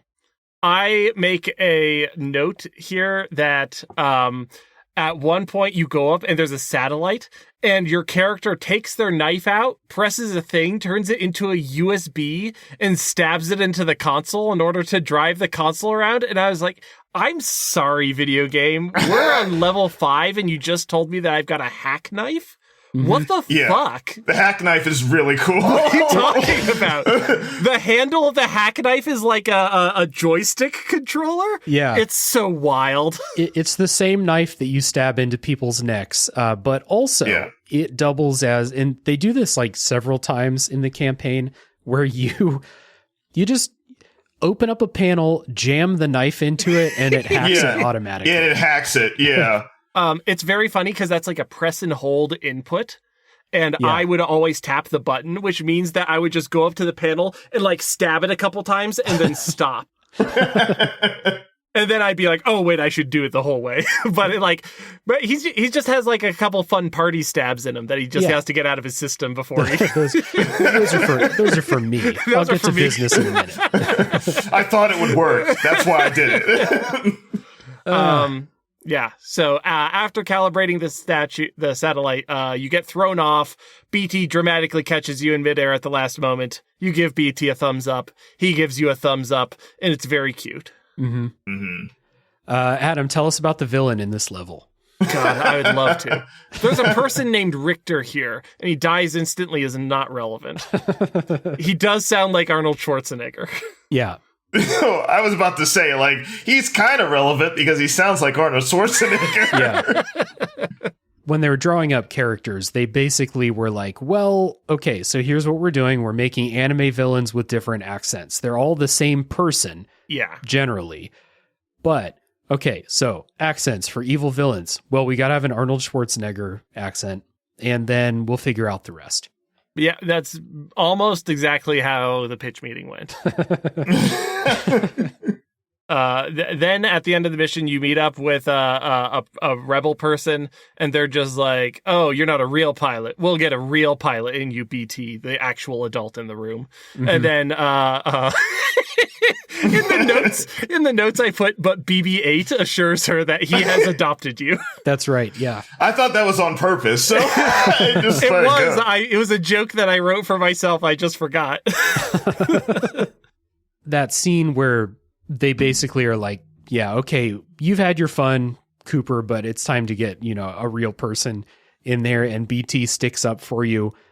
If this game has anything going for it story-wise, it's the dynamic between Cooper and BT. And so this mission, BT picks you up and throws you, and then there's a part where you get launched and he catches you and then sticks up for you at the end. So that's, on display here too. I don't give a shit about like the actual story, but it is cute. The bond between the two of you. Yeah, for sure. The idea that BT is taking care of you basically is the whole heart of the whole campaign. It could just be them two and no other person. It could be all robots and it would still, work in my opinion. So yeah, taking care of you and, the leaders or whatever the of the army, whoever the fuck you work for, doubting you, despite, as we said, Cooper being the greatest pilot who's ever existed, even though this is his second day on the job. Yeah. Yeah. The next mission's called Trial by Fire. This didn't really stand out to me, except it's just a ton of gear combat, and gear combat is fun. So this is cool. Yeah. Agreed. At the start of this, I did write a note. I'm just going to read the note verbatim.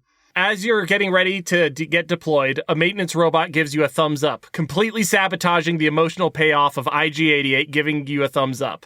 Immersion ruined, character development destroyed. It's just a thing that robots do. I fucking hate this game. My day is ruined. All the robots just give high fives They're all the just time. thumbs up bots. Well, He doesn't even know how to clean. He just does thumbs up. What is my purpose? You give thumbs up. Oh my God. you guys sound really racist to robots.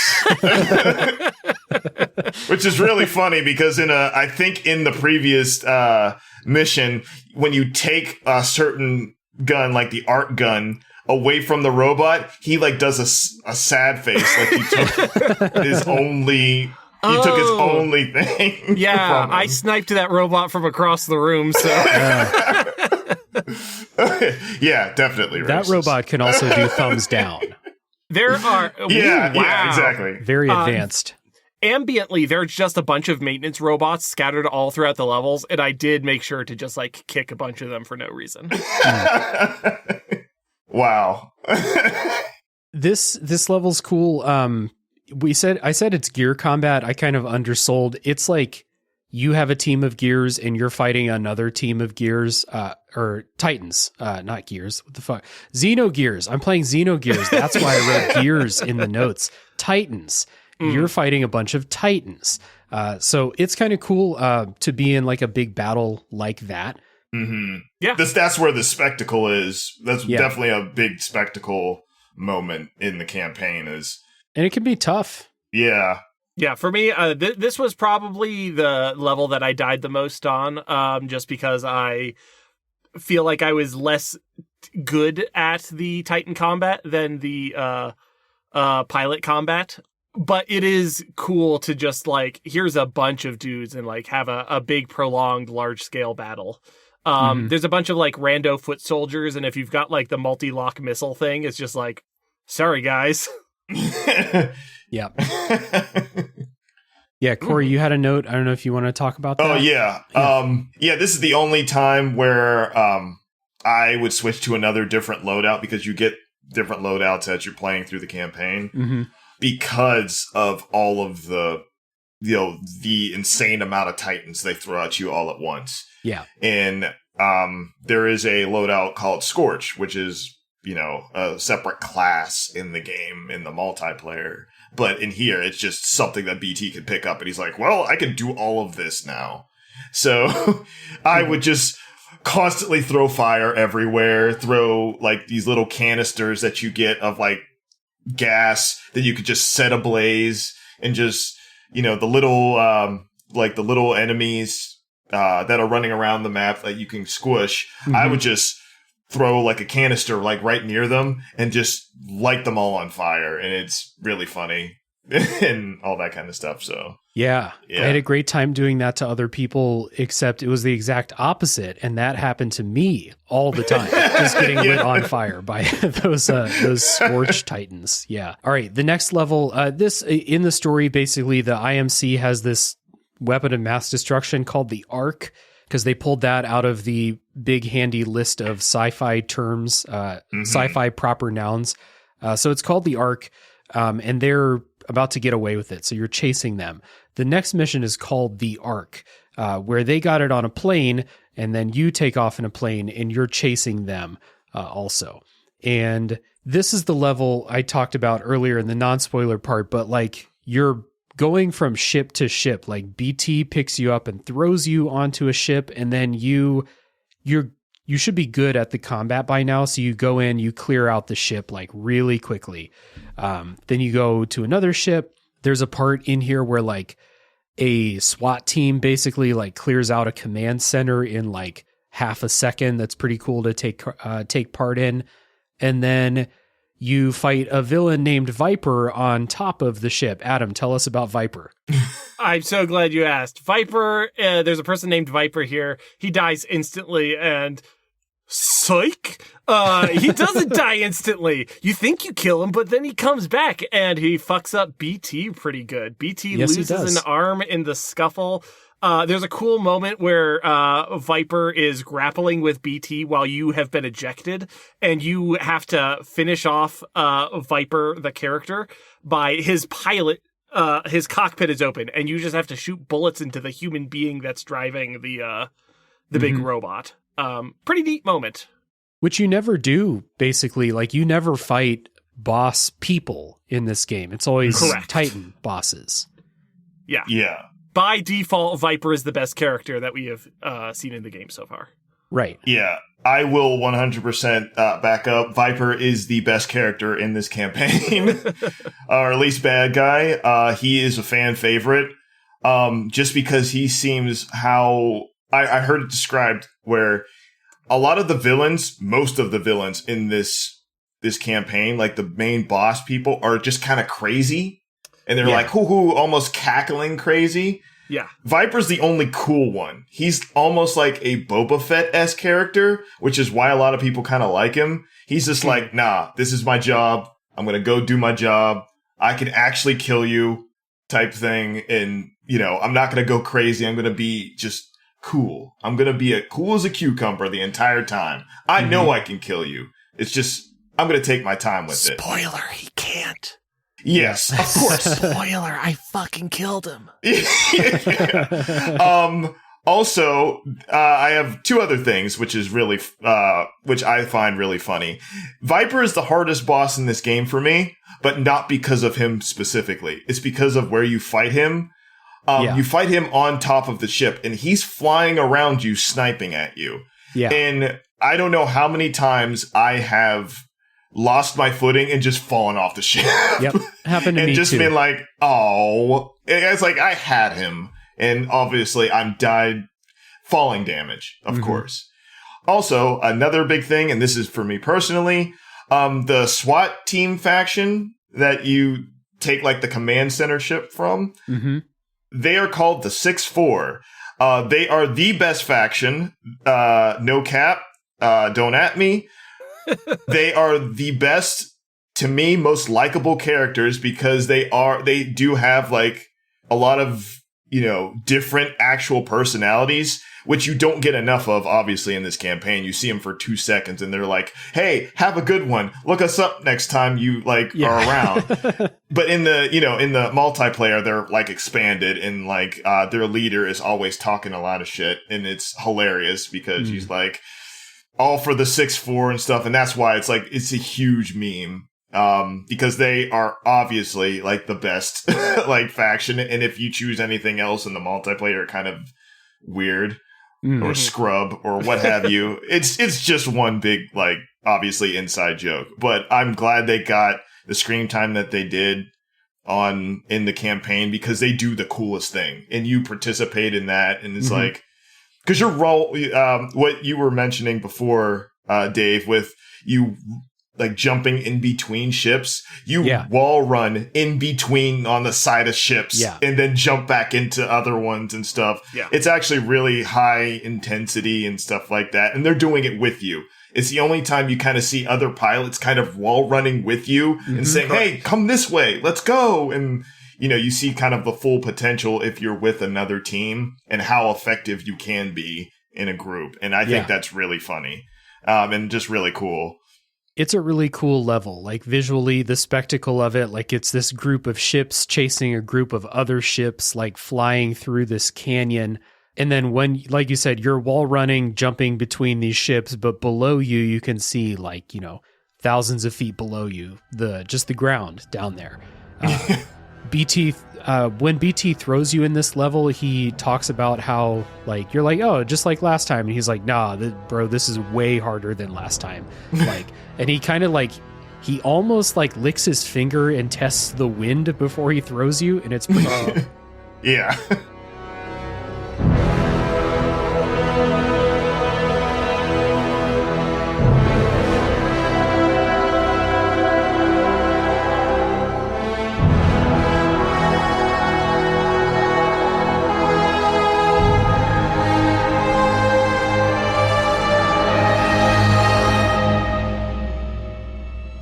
So the last level is called the Fold Weapon.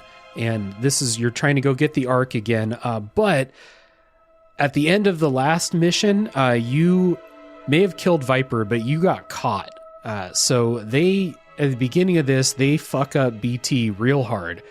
He's basically just like, I don't know, a torso hanging there. He's a torso and like one arm. Yeah, hanging there. They kind of do what all bad fictional villains do, and they just kind of like, they're like, oh, well, he's not shit without his Titan. We can just leave him lying on the ground. He's asleep. He's fine. But you wake up, you talk to BT. He gives you this hidden, like, emergency kit, like, in his head, basically, that contains his AI core, a pistol, and a knife. And I was like, oh, okay, this is a disempower the character, but let me show off how good I am at the game type of thing. Which I was like, okay, I'm up for that. That's not how it is. This is actually like one of the easiest sections in the whole game, and you feel like a fucking badass. You have like a cyberpunk smart weapon that just auto aims at everything on the screen, and you're just like wall running, shooting like 6 dudes at the same time. It's awesome. It instantly locks onto all enemies in the area, kills everything with one shot, and it has a huge ammo capacity and infinite reload ammo. Yeah, exactly. It's absolutely a victory lap. Yeah, the smart pistol is OP. Because it is, what's funny is it's in the multiplayer too. You don't have as much ammo, but the smart pistol is very OP, and Does it lock on as fast as it does in... Because it's instant. Oh, yeah. It locks. You don't have very much ammo at all. Like, you have 6 shots, so you have to make them count. And it's kind of like almost a super, in a way. Like, it's like an ultimate move. But really, if anybody sees you, like, using that in multiplayer, they'll clown you to no end. They're like, really, bro? You got to win that badly. So I'm glad in this, mission, obviously, you're meant to be like, this is a last resort thing. So just go ham, go type thing. I want to go back in time and talk about the interrogation scene between the bad guy and BT real fast, because once again, they're talking to BT like he's the adult in the room and you're just incidental. But they're just like, you give us what we want, robot. We're gonna kill your pilot and you like your pilot. And then BT turns to you and he's just like, wink. Trust me, bro. And then he turns to the bad guy and he's like, I'm sorry, I've dropped my reading glasses. Can you please move within punchable range? And the bad guy's like, sure thing, buddy. It actually kind of goes down like that, too, which is really like funny. That. Engaging anti-stinker protocols. Yeah.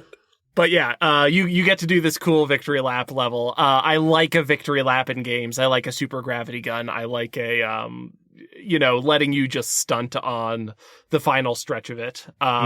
It is kind of undercut to me by the fact that there's seemingly no reason that your robot didn't give you the auto murder gun that lives in his head right away. I don't know why he saved it. Yeah. The fact that it lives in his face. Weird to me, but it's okay.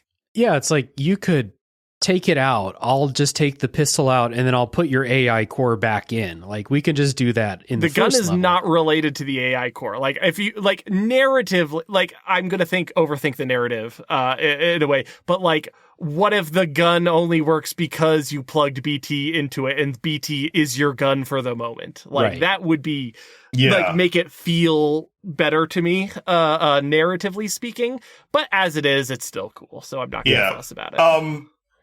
Like, I can speak a little bit on that. Narratively, it should work more like in the multiplayer does. You only have like 6 shots, and they're for a last resort thing, but they don't miss. And that's why it's called like the smart pistol. It's not you're literally supposed to use it as a last resort if you really need to.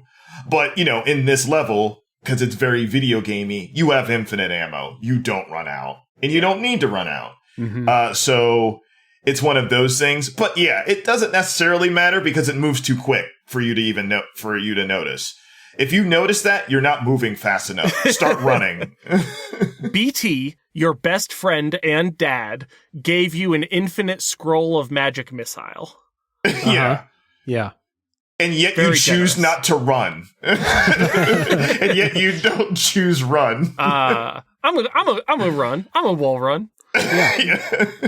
But yeah, after just a couple minutes of stunting on fools, a brand new BT drops out of orbit. Yeah. And you get to put his brain in, and then BT's back, baby. Yeah, you actually get to like do the call in the Titanfall, which, you know, Happens surprisingly rarely in this game. yeah, you're usually with your Titan the whole time, but you do get to do it this time. And yeah, you just get a shiny new BT. You know, I was thinking, did either of you play Cyberpunk 2077? I did. I have not. Okay. Adam got it for me for my birthday. Oh, look at that. Did. Awesome. It was at launch, which wasn't great. No. Did I get you the PS4 version? No, you got me the computer. Oh, You got me thank the Steam God. version. Oh, Thank goodness. Yeah. Oh, Adam, you're smart. You're very smart. You got me the one that I could just let it sit and just The one that you works. know? Yeah. Yeah. Yeah, the reason I ask is because there's a like smart pistol part kind of like fairly early on in that game too, which is fucking awesome. And I wonder if they took a little inspiration from Titanfall in that. Sure. So it's cool. Yeah, it does feel like that. Also, actually, very Fifth Element, you know. So I'm sure there's lots of instances that they're referencing. Yeah. Yeah. Probably. But yeah, the Titanfall is cool. Again, like that scale, like Cory, you talked about it when you were talking about the multiplayer, but like it's like a coming down from space and shit, and you can see it coming, and like the scale of it is really cool. And then you go fight another Titan boss. I didn't put down their name, and I have no memory. Yeah. No. It's the only thing that I remember is it's not Blisk. Yeah. It's It's not the him. girl with the laser. It's Right. some It's lady. the girl with the laser. Yeah. Yes. She dies instantly and is no longer relevant after Yeah. you kill her. And then Blisk has a little bit of character to him because you see the boss calls in and tells him to kill you, and he's like, "Nah, it's not my contract." And then he leaves. You didn't say the magic word. Yeah. That was literally it. He's like, "Yeah, I'm not. Yeah, nah, bro. Yeah. That's extra." And then after that, so like the reactor core in the arc can be destabilized, or sorry, the arc can be destabilized, but the only way to do it is BT jumping into it basically and sacrificing himself. And so your robot dad in the emotional moment in the game sacrifices himself to destroy the weapon of mass destruction. You get this really cool visual thing where you dive in.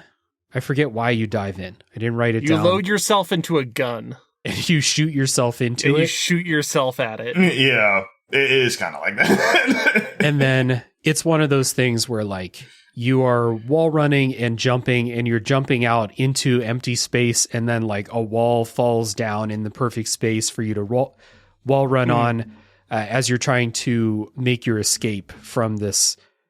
I don't know where the fuck you are. Like wherever you are, it's too dangerous for a human to be there. Yeah, well, So what it is that... Oh, sorry, Okay. Cory, did you want to take it? I was going to explain actually what it is, because I actually do like this kind of spectacle, like escape. Yeah, it's cool. Because what it is like almost like it's making like a black hole, and you have to escape it, because what happens is you have to get to this certain area where the dropship can beam itself in, pick you up, and then beam itself right back out into low orbit, so you don't die with the collapse of the planet type situation, which is really cool. And like the spectacle of it, because it does like hype you up in its intensity. It's like, no, you got to get out of there, because Yeah. the whole planet's actually going to collapse, and we can only hyper whatever, like light boost in for like 2 seconds. You gotta be where we're gonna boost in, and then we're just gonna boost out. So if you miss that window, you're dead. Yeah. And I'm like, okay, that's really cool that you're using all that you learned throughout the campaign to just kind of wall run, jump, slide down, spiral and everything. And that's basically all it is. I think it's really a really cool sense of like final spectacle, I guess. It is cool. Where basically like the chunks of the planet that are disintegrating under your feet, like provide a wall running platform for you. It's neat. We neglected to mention, however, that after BT loads himself into a gun and shoots himself at the core of the planet, he engages his noble self-sacrifice protocol, yanks you from his chest, and then tosses you bodily out into the void so that he can go and punch the planet. I don't fucking know what happened. The orbit thingy. Look, the orb thingy. He dies twice in a half an hour, and that's more than I could handle. His last words were Superman. Yeah. Got me again. That's what I have to say. Got me again. But yeah, so you do all this wall running on debris, and then the ship pops in, catches you, and then pops back out right before the planet blows up. Yeah. Yeah. And then, there's like an ending where Cooper is going to be promoted to a real pilot. Yeah. All that, and he just gets promoted. Yeah. Good job. Pat on the back. It would have been kind of funny if he gets to the end and they're like, I don't know. Like, they're still not badass enough. You got to do that again. So, yeah, if you were into the story, he has become a real boy at the end of this. Yeah. And then they're going to erase his neural link with BT and give him a new Titan. And, that feels bad. BT's your robot dad, and you're going to forget all about him. Or not forget, but they're not going to make a new one, I suppose. Yeah. I don't think so. But you could always make a new friend. Because there's different AI, so you just make a new friend. You can get a new dad. It's a weird note to end on. Yeah, it is kind of weird. But your main character is confronted by like a guy, and he's just like, I don't know if we should promote you. And then he's just like, oh, check it out, I got this time travel device on my hand. I went into the future, and it turns out that I'm your boss, so you better promote me right now. And he's like, oh well, sir, yes sir. He didn't throw away the time travel thing. He probably I think it still has it broke. Oh, it broke. Yeah, at the end of the level. It broke. Right. Yeah.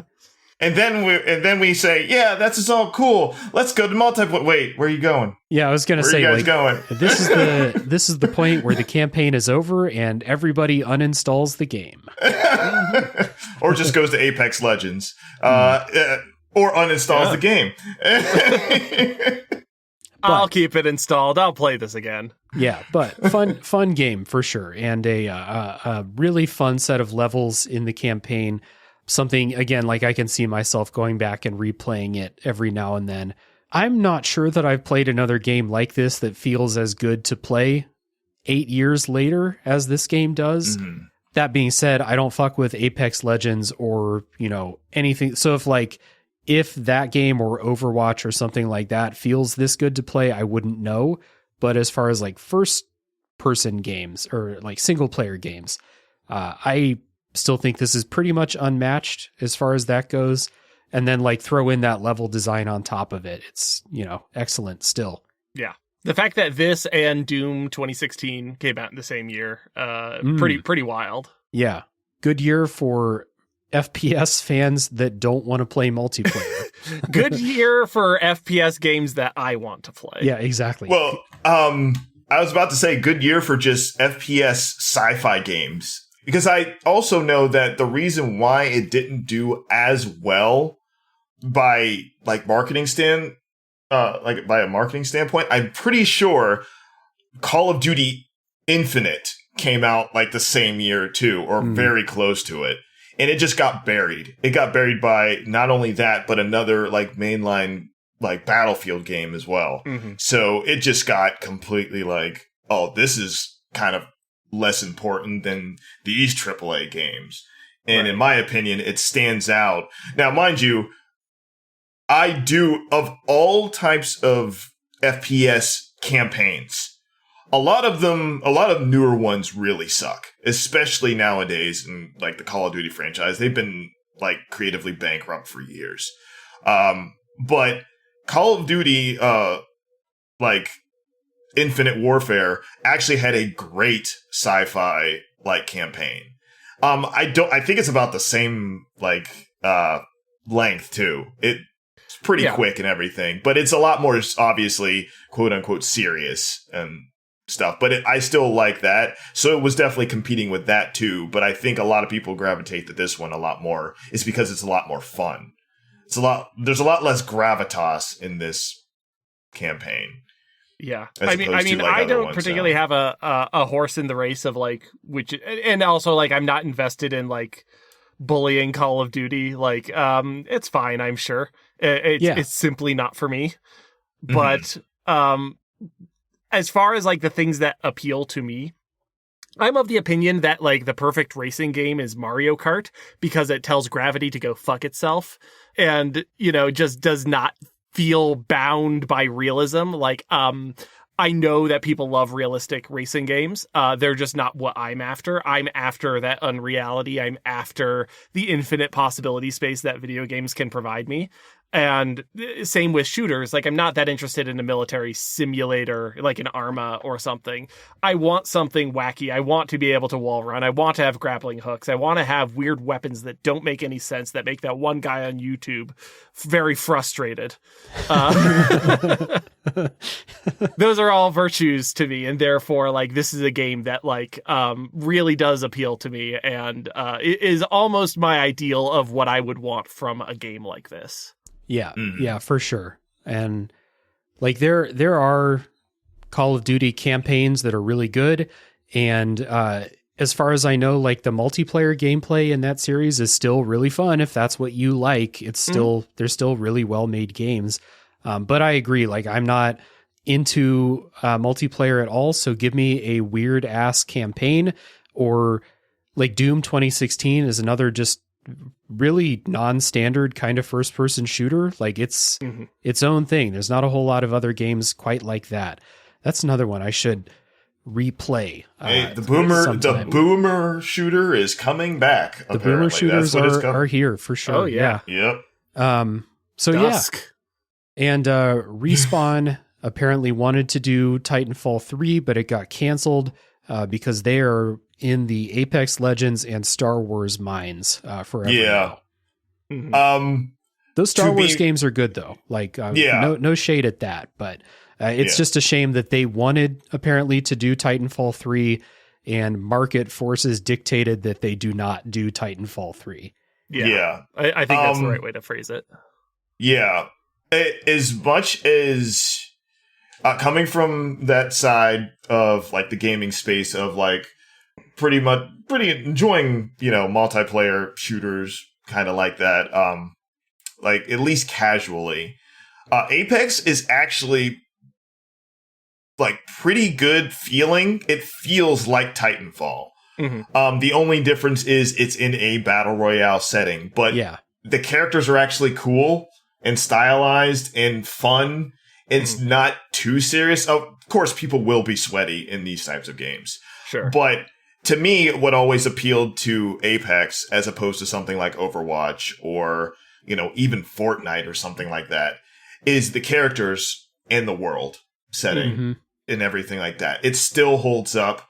And like I said, Titanfall is kind of a prequel to Apex. So there's so many references and so many things. And even I think the newest character is a reference to Viper. Oh, fun. Yeah, so it's really cool that, the developers, they know that, like, people, like, fans have been clamoring for a Titanfall 3, but they're like, guys, that's not happening. Yeah. But we at least acknowledge that this is, if we could, we would too. But there's no way that we're going back to that because it wouldn't narratively make any sense. And unless it was a prequel, and we're not going to do that. We don't want to go into that space. You guys are you guys deserve better than that. They've got too much integrity to shit on the the storytelling that they've worked tirelessly. Yeah. Ash and Viper and Blisk and all of Yeah. God, I love Kane. Never. Yeah.